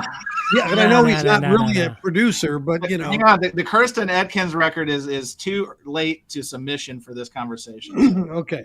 All right. So George Martin was, many considered him the 5th Beatle. Yes. And I think he was the perfect producer for the Beatles. He completed them when they were at the beginning and they needed some help. And later in their career, he knew when to step in and when to just let their creativity just run wild. To the point where after, what was it, the White Album, where they were using multiple studios, John was doing stuff in one, Paul on the other, and Ringo was quitting and George was fed up. And he was like, when he was asked to come back and produce Abbey Road, he was like, only if we do it the way we used to do the records. So, Right. All right. So it sounds like George Martin is a unanimous choice. Jason. Yeah. George Martin, Mount Rushmore. Yeah, he's all right. Yeah. Oh, he's all right. All right. We've got potential dissent in our midst, but for now. No. I mean, to me, he was part of the team, right? When they say producer, I mean, I don't think it meant more producing the record. He was working with the arrangements. And of course that has a lot to do with production, But I mean, that whole thing was a team, right? The band, the engineer. Of course. It's not just a one-man George operation. Martin. It's not the Brian Wilson show in a lot of Yes. which maybe we'll talk about. So it begs the question, Chance, do people know what a producer's role is? Because it's creative direction, it's songwriting and composition if needed, recording and engineering inputs. Sometimes hopping in on instruments like Bob Rock. Wearing sandals. Performance coaching, mixing and mastering oversight. Lighting incense candles. Budget and time management. Wearing white shorts. Hookers and blow. Again, all these things factor into making. Blow with hookers, yeah. All right, so let's go George Martin for right now. Mount Rushmore. All right, you've made the grade. So Mr. Rojas, and he was on my list. I've got a full list. This is full roster, guys. He's going to see Sam Phillips. Well, I see Sam Phillips is in the gallery. Somebody already threw that one out there. But Jason, who is your nominee into this controversial discussion? I see you've got some. Hang on, I got to switch it up because now we've got some props. Let's go. Right, because I wanted to show some records. I would say this person right here, he's either the best or the worst, because all he says is that he just hit the record button. I mean, I'm talking about Bruce Johnston. He produced Bob Dylan from 66 all the way to probably early 71, 72, maybe. But I mean, this dude was just hitting the record button, I'm pretty sure he had amazing stories about this Bob Dylan. What did he do? Get lunch? Well, I heard he would play basketball while Dylan, there would be a joke, Dylan would be recording and you're like, Bob, can I hear that? I'm like, where's Bob Quit Johnston? dribbling on your guitar. Right. He was like playing basketball outside of the studio, so. Well, I mean, not doing anything in the recording studio is now considered amazing by some people. So, Yes. Yeah. Right. So he was probably the OG and not doing shit. And Of course. Like, so he could have been the best of the worst or the worst Yeah. of the best. You see where mean, that. to be honest, if you are trying to tell what to do to Bob Dylan, might be too intimidating. So maybe his approach wasn't that bad. Just do whatever the fuck you want, Bob. So what is that song about? Some horses? Yeah, go ahead.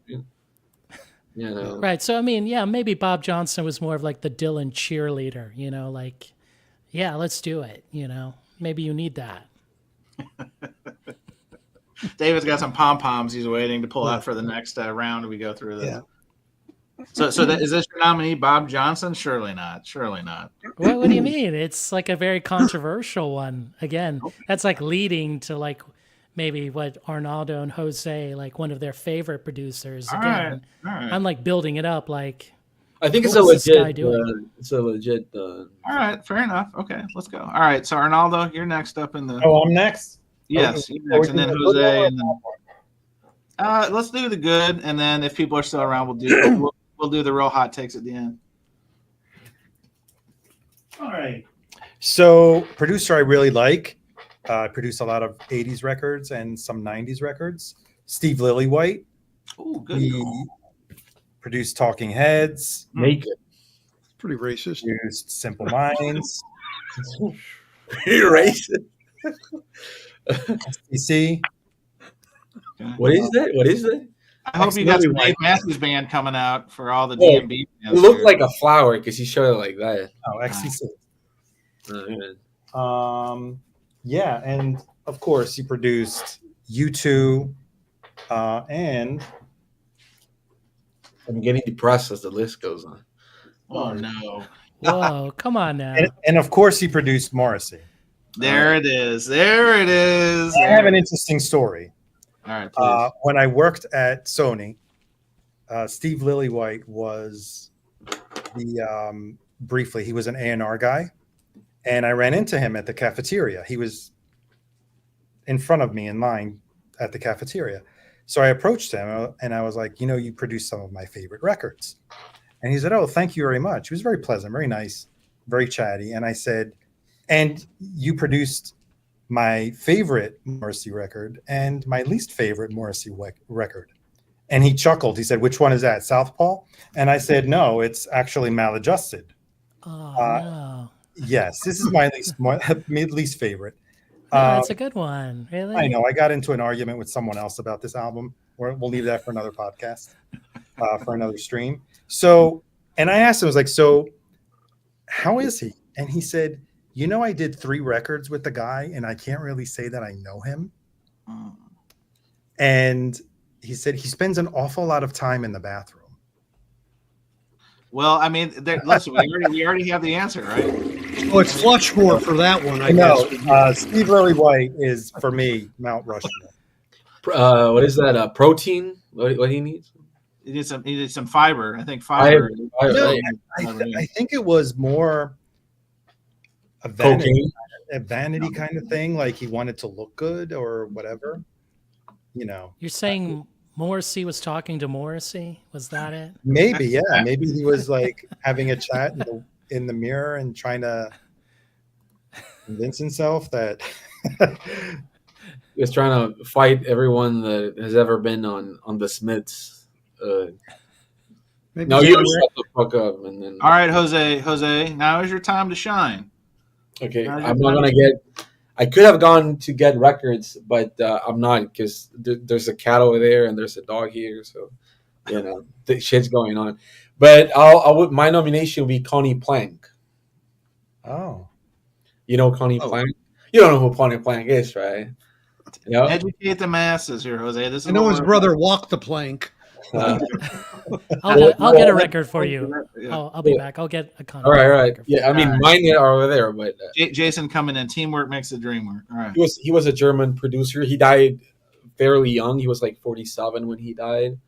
but he produced most well-known krautrock bands like Noi, Kraftwerk, Cluster, Ashra Temple, and he even did Eurythmics and Ultravox at the Did end. did he also produce Popol Vuh? That's what I know him for. Yeah. Yeah, Popol Vuh, I'm pretty sure at least one or two. Yeah, maybe. Yeah, but he was a great producer. Very underrated. He also did his own music, but to have that type of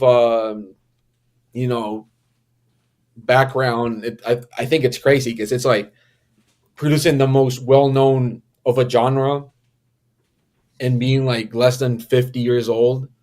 Again, even Eurythmics and Ultravox was like in his catalog before he died, which is sort of amazing. Even like the second wave of like German bands like DAF, he got to produce. So I think it's pretty amazing. Right. And he came here to All right. Mexico to play once. So and I have a friend. Well, I guess a guy that's friendly with me, that he's like 30 years older than me, that he met him here in Mexico. So I thought that was interesting, and I was thinking about him.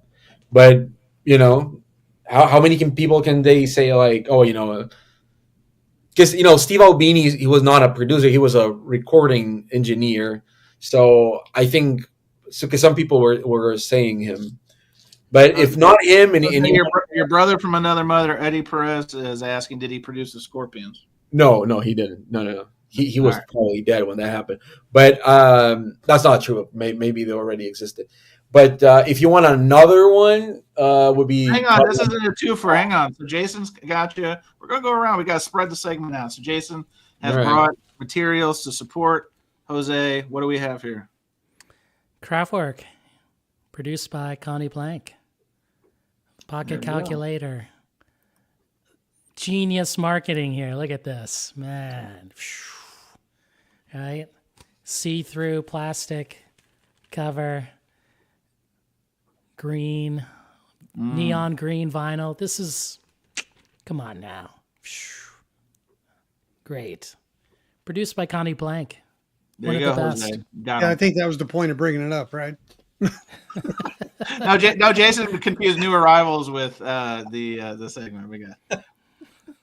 All right. Is it my turn? I think it is my turn. So I'm going to throw one out there, and I think since Tom already brought it up, I'm going to go a little more contemporary. I mean, there's a lot of people to choose from.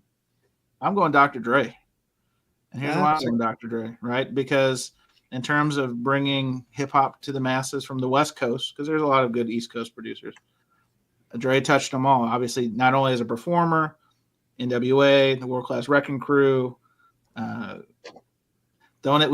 don't talk about the period where he was Dr. Dre and he had the all sequin jumpsuit. We just don't talk about that around these parts. But it did happen. The Doctor song with yeah. But no, if you think about NWA, obviously that's where he cut his teeth, working. Jerry Heller and Eazy-E were kind of doing a lot of the business stuff, and then Dre was just focused straight on production. And then Suge Knight plucked him out to start the Death Row label. Obviously, his own titles, Chronic 2001. He was all over those. But then he discovered Snoop Dogg, produced Doggy Style. I don't think he produced a second record, The Dogfather. I think he had left Death Row by then. You've got the Dog Pound. You've got all of his touching throughout early and I guess rise to cream hip hop. Then he leaves Death Row, starts the Aftermath label. Then he gets almost a second life.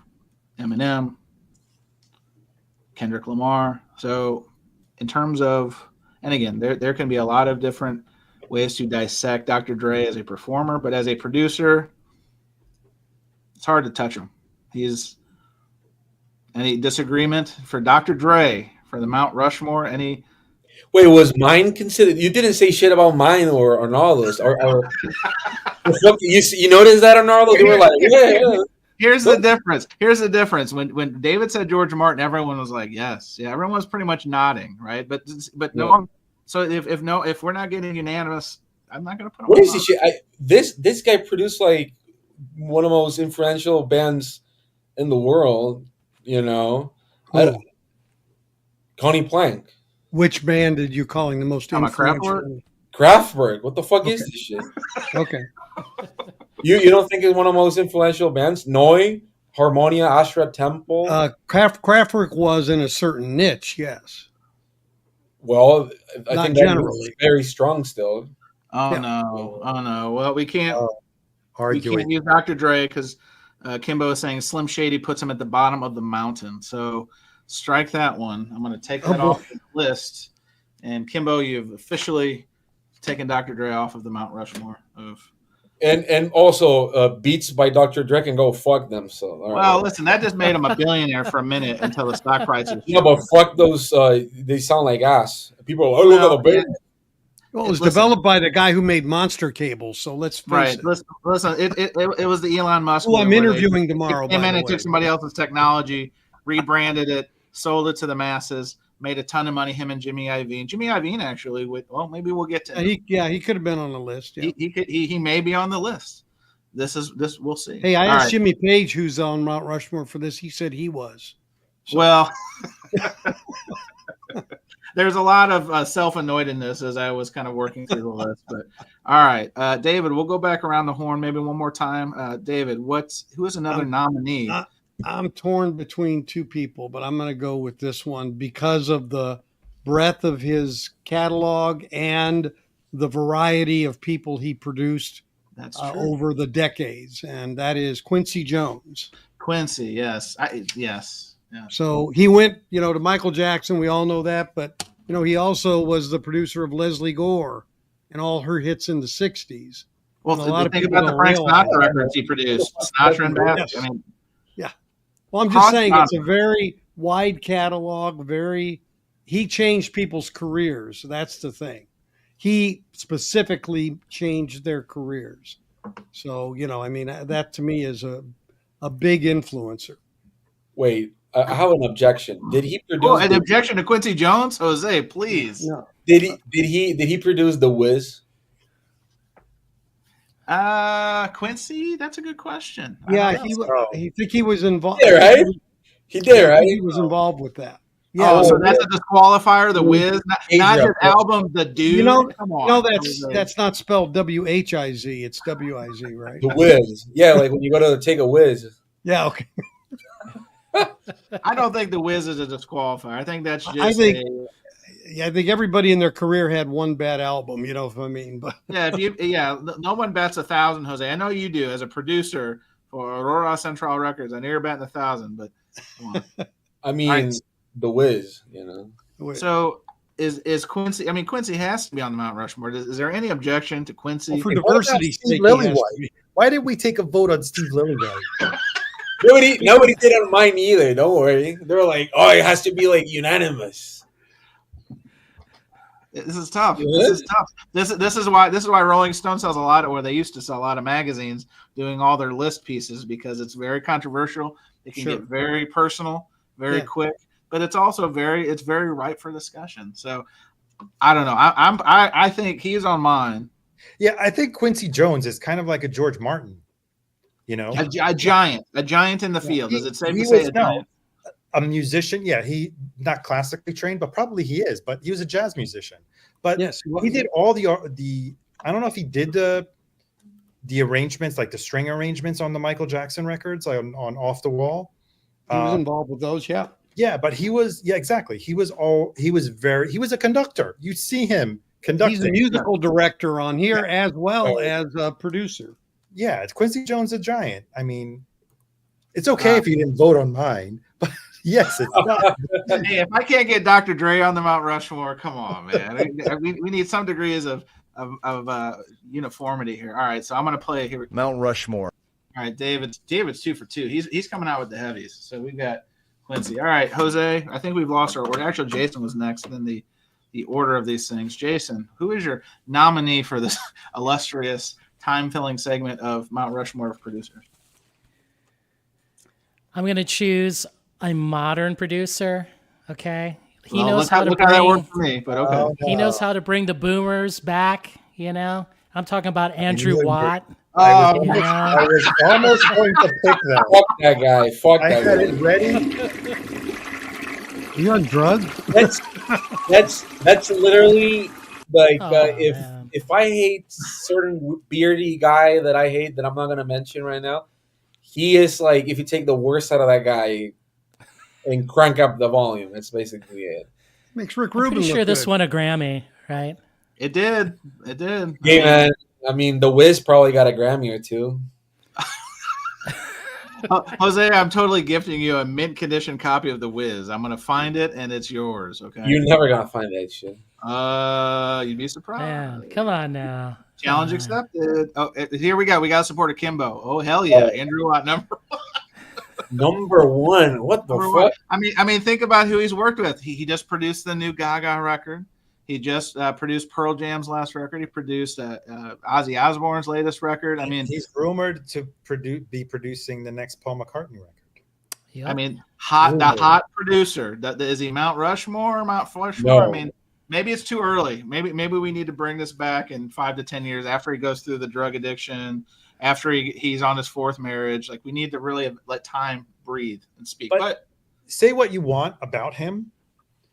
I don't always like his sound choices, the way he mics, the way he mixes, especially that Pearl Jam record. Yeah, it didn't. Like, yeah, it didn't sound artistically, I think he sprinkles energy in every project that he works on. You can't take that away from him. That's just my 2 cents. Maybe he'll realize that not all the records need to be compressed, but Well, all right. Well, Arnaldo, maybe this is your time on the dais. Andrew Watt, conveniently was not on my list, Jason, because I thought he was too new. But as you can see, the list is quite expanse. I was going to move people over. I don't have all the technological prowess that Spins does, so I didn't make like the fun list. But I'm a pen and pad kind of guy. But it's a good talking point. I like where we went. Now Arnaldo's still upset with the Steve Lillywhite. Not yes or no. It was just there. So you got to bring the heat. You got to think about let's giants. We're looking for giants. I mean, they're carving their faces out of mountain. okay. He produced this record and many other T-Rex records. All right. And longtime producer of David Bowie. Oh, I think I know where you're going, but go ahead. So that is Tony Visconti, and he also produced the Marcy record because of all these have a Morrissey. Oh man, okay. So he is in the same league as George Martin, classically trained. Oh, and for those people who don't know, the string arrangements on Band on the Run, I believe, were also written and orchestrated by Tony Visconti. So yeah, he's a full package. With David Bowie, I think there was kind of a is it called symbiosis? The way the two of them worked together. Symbiotic relationship. Thank you. Yep. Yeah. The way they worked together, I think they did 9 albums together. Mhm. And especially towards the end of Bowie's career, Bowie called him back because it was the producer that he had a special connection with, because Bowie's had many producers throughout his career. But Tony Visconti. Tom, Hiring Disker asked a question: does YouTube terms of service require the nomination of at least one producer who is female? That's a fair question. This may be the last show. Now that you mentioned this, Tom, this could probably shut us down. I didn't think this topic would be so controversial, but we may be in uncharted territory. All right, Jose, that's a good one. I like it. I do too. Do we feel it's on the Giants, or is it? He's up there. He's up there. He's up there. All right, Jose. I know you're going to probably say someone like Timbaland, or maybe Will I Am. Is Will I Am? Another one. All right, give us another nominee to the. Hang on, Dave. Here, this is just for you, David. Can you please look at this, Jose? Just for you. There it is. And it does not have Quincy Jones on it. He's not like Quincy Jones? No, it's not. Does not have Quincy Jones on this Are you This- sure? Well, is that the This is theatrical the musical. or is it the This is film? from the musical. Oh no, I'm This may talking have about been a movie. The movie version, Oh, because Yeah, the film version I with mean, Michael that- Jackson and I Diane believe that's Ross. how Michael Jackson and Quincy Jones connected, was on the Wiz. It was. You're right. It was. That's true. Give up balloons. The Wiz. Fair enough. All right. All there right, I'm we go. gonna throw a There more we go. mainstream. Whoever, listen, you're just trying to get it across. You're trying to get their face made out of stone. All right. This is a big one. Todd Rundgren. Todd Rundgren. Okay. It's a good one. I mean, I would say that I'm not as much of a fan of his music as I mean, I like his music, but I don't know it a lot. But he has produced a lot of great records, even the band, Other people, yeah. the other people that I actually really like. And so I think it's very underrated in the sense that he did produce a lot of great records, and people don't really like give him credit for it. He produced "Bat Out of Hell," the record that Jason just showed. He produced "X." Yes. New York Dolls, 1973. Yeah.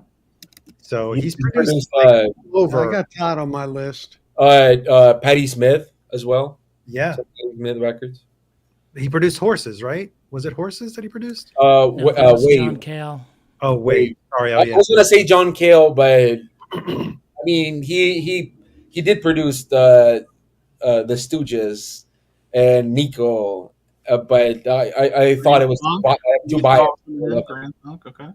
But Todd Rundgren, I would say like his music was good.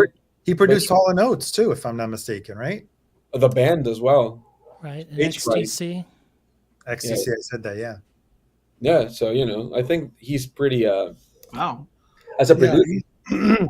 he's kind of like he's like Jeff Lynne in a way. They go themselves and then a lot of other artists. Yeah. So I don't know. That would be my pick, I guess. Wow. Well, that's a good one. I think the gallery seems to be. I mean, No one's voting for it, but well, He's on my list. Yeah. he's on the short list, right? But on is my it short faith list. granted? I mean, that's the way I'm trying to. So, gosh.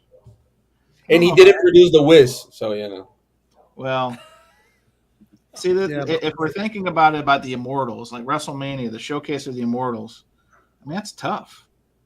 I mean, I have some names that I was contemplating. I'm just going to throw them out because I don't know if I steal one of yours. I apologize. I mean, I saw that. I wouldn't say greatest, but Mutt Lang. I saw PB Thal. Yeah. I mean, a name. I mean, obviously a sound. I don't think his face should be in granite. Now, Sam Phillips, I think in terms of his importance, should be part of the discussion. I heard the name or come up earlier. I'm just real reluctant to throw. Like I saw Barry Gordy was another name that got thrown in there. Again, I think like throw out this name. Hang on, we got there, Ronaldo. Someone threw out this name. Phil Spector. Oh yeah, Phil Spector is. Yeah, I had it under Phil. Yeah, I don't know. I think goes both ways. He did phenomenal stuff in the '60s with the Ronettes, with this. With Tina Turner. Right. Then he ruined Let It Be. And he did Let It Be. Yeah, exactly. He ruined Let It Be. And then Leonard Cohen. And then he went to jail. Other than that, he's great. No. And then On True Crime had some Podcast. questionable stuff happening with All Things Must Pass and some of John Lennon stuff. So yeah, I mean, good and bad. So Well, he's the only producer that they said the sound of in front of. Exactly. To be honest, so That's I mean what he that was is. known for. But see, I think Brian Wilson's one to consider. Well, I mean, yeah, Brian Wilson. I feel like there's like tiers, right? Like trying to get the Immortals, like Brian Wilson. And again, I'm not trying to steal thunder, but we are, trying to keep the segment tight. Yeah, I mean, Brian Eno was one that I had. Was almost fuck that shit. Look, I'm gonna say something. I like Brian Eno. I fucking hate him as a producer. He went there and he was like, "Hey, Coldplay, you want to do some crazy shit?" And the whole thing went like fucking downhill. But he produced some other great albums, though. I hate Talking Heads. You too. Come Yeah, on. yeah, of course. But I Joshua Tree, hate The Unforgettable Fire. That I you know, hate YouTube with a passion, and Okay, well now you're bringing in a personal bias into this, Jose. Come on. and I think You understand that you hate Larry Mullins, okay? You have a real issue with the way Larry Mullins performs. I get he it. doesn't get it. Nobody knows him outside of his house. Well, you do because I mean you're the biggest anti. You know why? You know why? What's wrong with Larry Mullins? Poor guy has a back. I live. I'm Nothing's saying wrong that with he him. doesn't get credit. That's why I said about. He's just taking strays. He's taking strays. No, but I lived for 4 years with a friend of mine when I was in university. That he would put anything YouTube related, like documentaries and stuff like that. And man, I don't know. I just can't. I just can't. Now it's become fashionable to hate you too. So let's not, you know. Oh, I've been hating YouTube since like before my dad, my mom. So All right. So in order to continue the flames of controversy for my round, and then we'll do one more round, and then we'll do a quick the toilet bowl one. I have a good one that I know. I'm seeing the name come up because people have been commenting. I'm sure Novel hasn't said it. That's all I'm going to say. I was going to go Rick Rubin only because it's trendy and only because it's contemporary. And I was trying to, like you guys were going to zig, I was going to zag.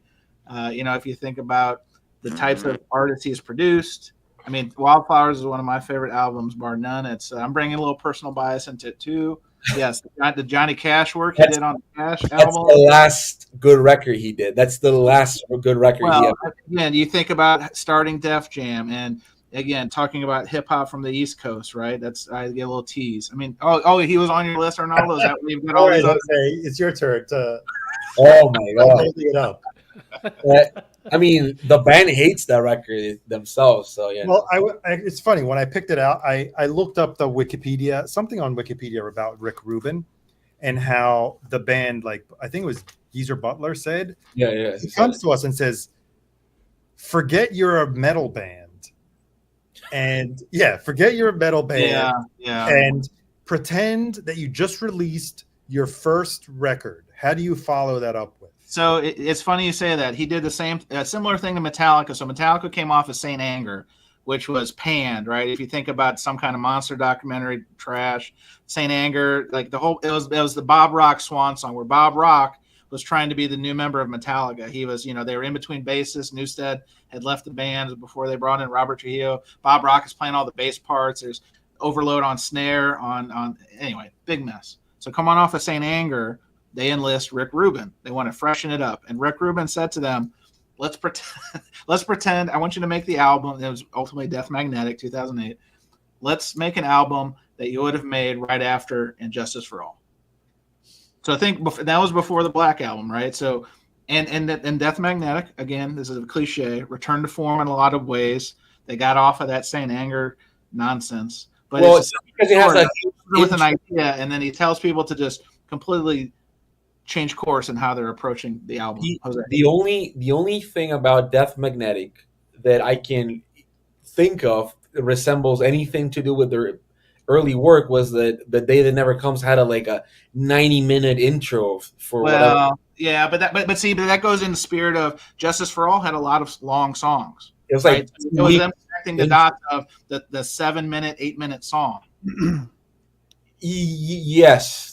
But I actually don't hate that record. Death Magnetic. Yay. But again, it's just sort of like, look, you have no idea how many people that they don't give a fuck about music tells me to my face that they've read that his book. Well, it's like a self-help book at this point. It doesn't. He has a lot of far-out ideas. I'm not nominating him for a Nobel Peace Prize. I'm be very clear. It was just part of the conversation. All right. Let's maybe go one more round, and then we'll do toilet bowl, and then we will call it a night. What do you say, guys? Dave, Jose, you're up. Why don't you throw us a quick one? You got one more good one? Nigel Godrich. Nigel who? Godrich. Is it Goodrich? You know Nigel Godrich? Okay. Well, tell us. Inform the masses as you're attacked by animals. Go ahead. Well, he produced Radiohead, Beck, Paul McCartney, U2, REM, Roger Oh, Waters. you don't hold the U2 against him. I see. Okay, that's funny how that works. Okay. Yes. But he's also one of the members of Atoms for Peace, that Tom York band. Outside project. Yep. Yes. So I don't know. He did I saw those. Arnaldo gave it the thumbs up, so Arnaldo is on board with that one. I mean, I was surprised that he didn't say it because like most of the Radiohead records were produced by him. Yeah, and he got Paul McCartney to play drums on that record on Chaos. And he also did, as a producer, he also did the From the Basement sessions, which are really good. If you've seen like the Radiohead ones, they're pretty good. The Sonic Youth one, Oh yeah. it's pretty amazing. He also did like Shushu and the Banshees. REM, he did the Up record. The U2 one, I don't remember what the fuck he did. Walk On. But he did Sea Change by Beck that I know you like, Chance. So Yeah, he did. I have a mobile fidelity pink record that backs that. Even Nars Barkley he produced. I'm looking at the list. Oh, Danger Mouth and oh boy, yeah. Yeah. Can we talk about Danger Mouse? Well, Danger Mouse was on my list, yeah, but so Jose's got one throwing it out. The Smile. He also produced the first Smile record. Okay. The first Tom York. He did Guero by Beck as well. A lot of Beck. All right. All right. Yeah. So even an Air record. I don't remember the name of. Talkie Walkie. Hang on a second. We've got controversy. Cesar said, I said that 100 comments ago. I effing just said that, and I complained that Arnaldo didn't back me up with his choice. F this. I'm out. I didn't see your We've comment. We've lost him. We've lost. All you gotta believe is Chance. Come back, Cesar. Back to us, please. Go to stereo. Numero uno, please, Cesar. Come back to us, please. But yeah, so I'm not trying to be a hipster. I just think that he's a really good producer, and Fair enough. All right, David Bianco. Oh boy. You got one more log to Oh throw. yeah, I'm trying to narrow it down. One of the things for me is if I see a producer on a record, does that influence me to want to buy it? Good call. All right. That's Like one of the That's perspectives and that before I you have. say yours, that's how I feel about Rick Rubin. It makes me curious to see what direction he's taking them. So I can appreciate that. Yeah, So and see, I go 180 degrees the other way. So it's everybody's taste. let's imagine you've never heard a record before. What's the next record you have? you just woke up from a coma. You've just been born at full The dose. last movie you ever saw was Castaway. That's It's hard when you say Mount Rushmore because now you're really like, Yeah, that's what I mean. Like these are all greats, but to get so David, do you have anyone else rise to the Giants level? This is the hard part of this. What's one you're thinking about? Give us a name. I've got two. I'll just tell you the two are on my brain. All Jeff right. Lynne and Prince. Yes, Prince. Yes, Prince is on my list. Yeah. Jeff Lynne and Yeah, Prince does not get a lot of flout. Well, I mean, he gets some, but he doesn't probably get enough for his. Well, again, talking to his engineer, Susan Rogers, I learned a lot about his influence. And so, I'm probably, before that, I probably wouldn't have said it. But Good call. anyway. All right, Mr. Rojas. Let's give us one more good one, and then we're going to go. Well, I got Ronaldo one more, and then we'll go bad. I'm surprised this was not in the chat. I choose Giorgio Moroder. Now, this is that Sparks record. somebody That is- said it. Someone did put it in the Someone chat. did say Oh, it. really? Someone did say it, Okay. yeah. Someone It's a put good it in one. the chat. Yes. Good. The Yeah, he best kind of deserves it. summer producer there is, have ever been. Yes. Right. Sparks, #1 song in heaven. Whoa. You mean if you don't- cocaine? If you don't know this record, whoa. I know that record. I know who made it. Sparks, right? I've never heard it in my life. Really? Oh, this that's a great record. record. That's a great record.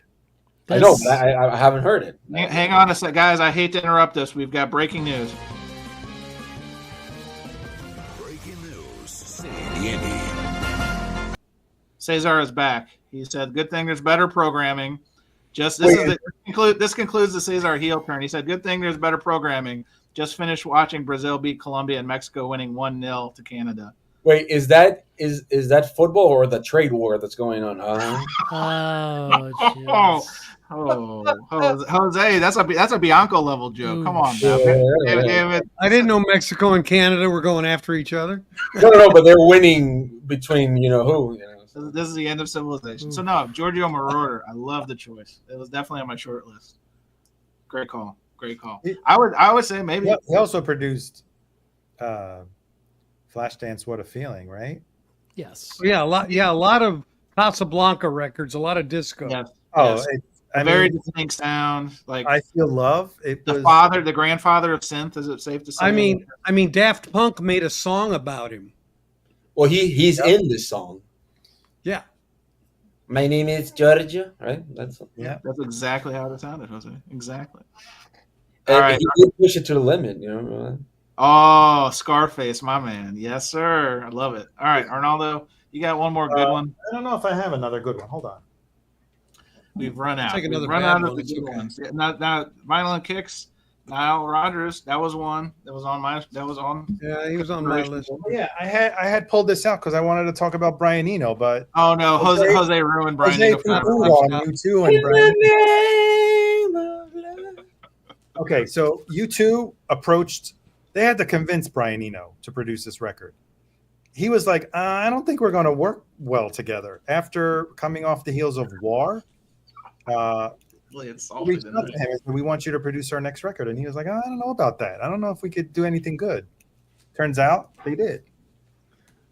So Yeah, Brian Eno was definitely. He was literally the first. Well, person- I didn't pull out the Talking Heads records. Okay, Remain in Light. Come on, Jose. Remain in Light.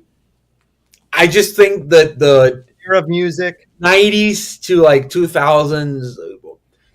I mean, there's some stuff I like. James, You can't polish a turd. That's 80. Whoa! Oh my God! that Wow. first Coldplay record's actually good. I would say that. I'll say it. Which one did he produce? I'm sorry. Was it Viva La Vida? Rush to the Head, Rush of Blood to the Head. Oh, well, that's their best album in my opinion. Well, I guess. I mean, but I think he also produced X and Y. No, Okay, he did that Viva la whatever. Viva La Yeah, Vida. I don't think he did a Rush of Blood to the Head. Did he do that? No, I he did think not he do did. that He did it. record. Yeah, comerse papeles. I'm yelling at my cat. I don't know. It's just Brian Eno, I mean, the I worst actually Laurie think Anderson record. I think Daniel Lanois had more to do with U2 Yes. than Well, Brian Daniel- Eno. And Daniel Lanois produced my favorite Bob Dylan. Daniel Second. Lanois, I think, was the sound guy, and Brian Eno was like, if you look at it, what did he really do on in Roxy Music? He did the Exactly. He only had a little suitcase with And the weird effects. Have you seen what he was wearing? He was fucking bomb. He was fire. That's And- what. And even on the yes, he co-wrote "Heroes," one of the greatest Bowie songs ever. But I think he was there also to enable and facilitate the creativity of the musicians. Also, That's how I see, because Talking Heads, they came up with a lot of those polyrhythms. They were incredible musicians. They didn't need Eno to tell them, hey, go in this direction. You know what I mean? Yeah. You're well, right. I will say that I don't know why people really love that Berlin trilogy as much as people do, because I've never gotten the appeal of those three records myself. If I'm going to pick one of those underrated records, station to station, I think it's way better. Way better. Station to Station is probably my favorite Bowie album. Yeah, well, probably me too. So don't people really put him in the same? They always put like the Berlin trilogy, like All of that instrumental stuff on Low and on Heroes, that was all inspired and enabled by Brian Eno. and Fripp and yes, but it's remember that Bowie was also a producer. Yeah, So I also give him credit for his own sound, like I don't really, like the Stooges, he did the Stooges. So Again, I don't know. It's just I think Bowie had always had good production. And Even, and he also produced Outside. David Bowie's Outside was also produced by Brian Eno. So yeah. I don't know. It's a 50-50. I like James. You remember that band from the 90s? Yeah, I think he produced their best album. Laid. Laid was their best album. And did it came out? They're gonna release for Records Day. I think it didn't came out. There's a record that they recorded together, Brian Eno and James. Yeah, it's called Wawa. Yeah, Wawa. Wow, yeah. Did they reissue that because they were going to? Didn't that was like leftovers from Laid, right? Yeah, sort of. It's sort of like the soundtracks record with U2.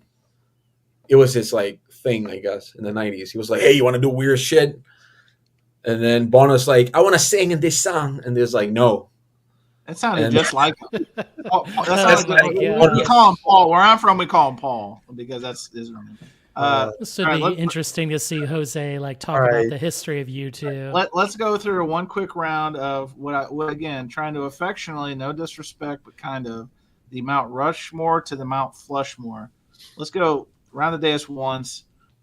This is probably more of a overrated type of producer because no disrespect, but there are some real turds. To borrow Arnaldo's vernacular earlier, there's some real turds on what I was coming up with. So, Arnaldo, you want to kick this one off? What think about the worst producers? What's one that comes to mind for you? Worst? I can't really say worst. There are some that produce bad records. Is there one that you hear they produced and you're automatically turned off of it? Kind of like what David was talking about before. Other way. Will.i.am. Will.i.am. I don't know. Really? I mean, I would also be turned off by it, but I don't know what he's produced. So here's one thing: Danger Mouse. We touched upon Danger Mouse. We did. Hey, he's good. I love a lot of his stuff. I love a lot, but there's times when he produces a record that he puts a stamp on it, it's Danger Mouse, and I think it's stepping on a little bit too hard because the producer, in my opinion, is supposed to be there, but not put their stamp all over it. So Arnaldo, I should cancel that Black Eyed Peas box set that I had on order for you. I really like Danger Mouse, and I love a lot of the records that he produced, but sometimes it's so distinctive that I think it overpowers what the artist wants to do, or maybe they chose Danger Mouse for that reason. He's brilliant. He did a lot of fantastic records, and I love him. Wow. But there's times when I'm like, okay, this was, and I don't even read the credits sometimes. Oh, is this Danger Mouse producing? You could totally tell. Well, but one of my favorite all-time, whatever you can call that, a compilation of that, Danger Mouse produced it, and it's what is it? Dark Was the Night. You know that with Sparkle. With the Sparkle Horse guy. Yes. Yeah. That's a beautiful record. I think it's David Lynch sings in 2 songs. Yeah, the one he did with Karen O. That's a fantastic record. I don't know if you have Lux Prima. Yes. That's a fantastic record. And he also did one with is it Jack White? No, it's not Jack White. Is it? No, it is Jack White. He did Another Way to Die, the song for the James Bond. Didn't they co-produce that one? No. But he did what's the Come Away With Me singer? Nora Jones. Or he did a record with Nora Jones, right? Right? No? I take your word on it. Yes, he did. Little Broken Hearts. Yes. He did that one, and he did something else with her. Jose is computering, everyone. Jose has got the magic. With one hand. Well, he produced a lot of. Didn't he produce Black Keys records as well? Yeah, El Camino. That one I know. He did. I do know that one. All right, Jose, you're up on the dais. Give us, because I'm sure this is probably your strong suit. Tell us who is really bad at this. No, actually, not to be controversial, but for real, if I hear that a legacy artist is doing a record with Andrew Watt, I'm gonna listen to it. immediately I'm not gonna listen. Here's what they, Jose. This is what they hear. They hear Look, that money. I don't know. I don't. Maybe it's like at the end of the chain that he put like the mastering. It could be that, right? I don't know. But they all sound like radio friendly, compressed to the fucking brim shit.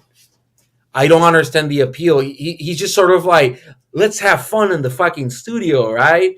You're like, oh, and there's like trying to be like old people sexy. No way, Jose. Get the fuck out of here with that shit. I just can't. I just can't. It's literally like huge productions, a lot of like flaccid dicks, and there's like rock music. Who That's has all. flaccid That's dicks all. on their bingo card? Everyone. Jose has been gone, but Wow. not forgotten. Flaccid dicks No. for 2000. Oh yeah. What the fuck is he gonna do like in 30 years where all these motherfuckers are dead and they're like, who's he gonna produce? It's like gonna be like 50, 60, like trying to produce like who? You know, All right. so, Jose's got Andrew Watt for the block. Mr. Bianco, do you have one to throw into the pit of negativity in terms of? It's just when you were on a streak of PG streams, Oh yeah, Jose took us back down to all of filthy a town. sudden we become rated X. It's on brand. well, you know. All right, Mr. Bianco, do you have one you want to throw on the fire that just churns your butter the wrong way?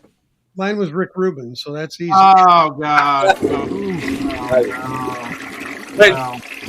Rick Rubin now, because even I agree that 90s, Rick Rubin from about 2005. 85 to about 2005, 90. I'll give him 99. That Dixie Chicks record was pretty good. I'm sorry. the Johnny Cash ones. Johnny Cash stuff was really good too. Yeah. 2004. Okay, so I'm in his favor. I don't like everything he does, but in his favor, the only Neil Diamond record on CD that I own in my collection was the one produced by Okay. Rick Rubin. The only Dixie Chicks album that I have is produced by, Long Rick way home. Yeah, long way home. and the first Shakira record that I bought was produced by Rick Rubin. Really? What record did he produce by her? Oh, he produced the double one, the one with The Hips Don't Lie one? yeah, Yeah? the first one. Fijación oral, oral Yes, fixation. that one, Oral Fixation. Oh wow, really? Did he? He produced both the Spanish and the English version. That's I think she was the first artist ever that a label outside of the US, a label inside the US put more than $1 million on marketing for any artist ever was Shakira. Hang on, we've got more controversy. Cesar, who told us he swore off the program earlier, is now back. He says Gustavo Cerati. No, There's a you know producer what? for all the Soda Stereo albums and solo albums. What better Mount Rushmore than him? Genius all around. Enough said. Okay, there. I will say that Gustavo Santaolalla was in Argentinian and Mexican Latin American. He was better known.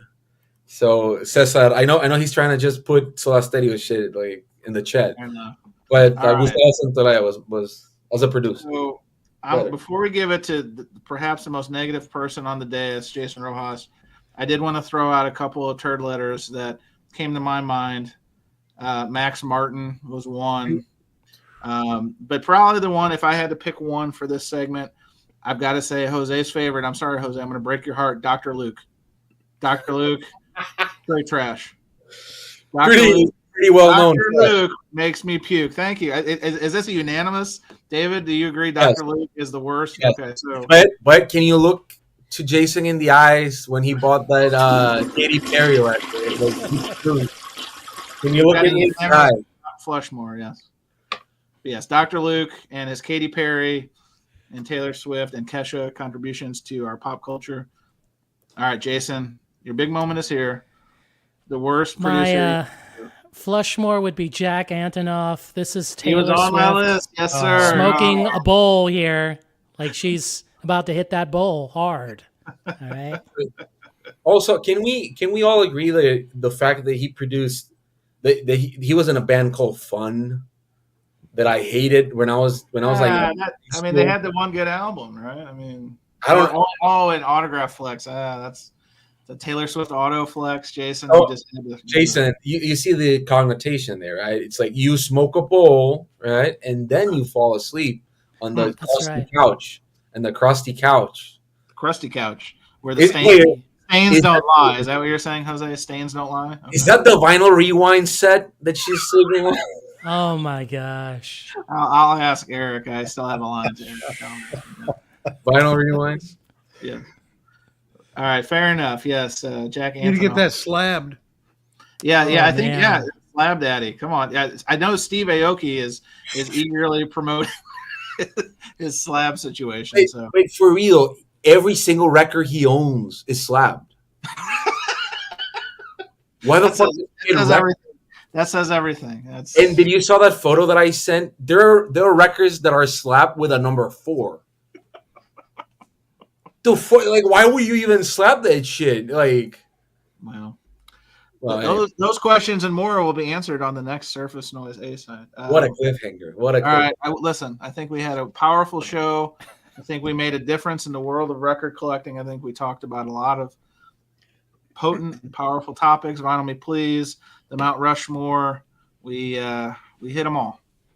So I want to thank everybody who hung around past the 2-hour mark. It is past our expiry date. Our milk is starting to curdle, so it's best that we go off and give our non-fans more ammunition to dislike us even more.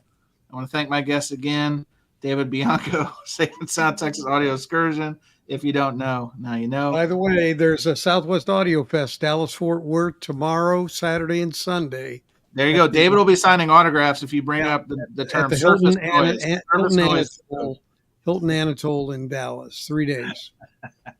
Come join us. Come join David. That's a lovely And there's a plug. record fair at the show as well. Twofer. I like it. Jose, it's good to see you resurface. Thank you. you for having me here and let me do like flaccid dick jokes. So that's Anytime. Listen, you are the go-to for flaccidity in this presentation. no, Jason that's Rojas, that's Kitty. another That's pumpkin Kitty. thing. good to see you. Thanks And then for having me Arnaldo. back.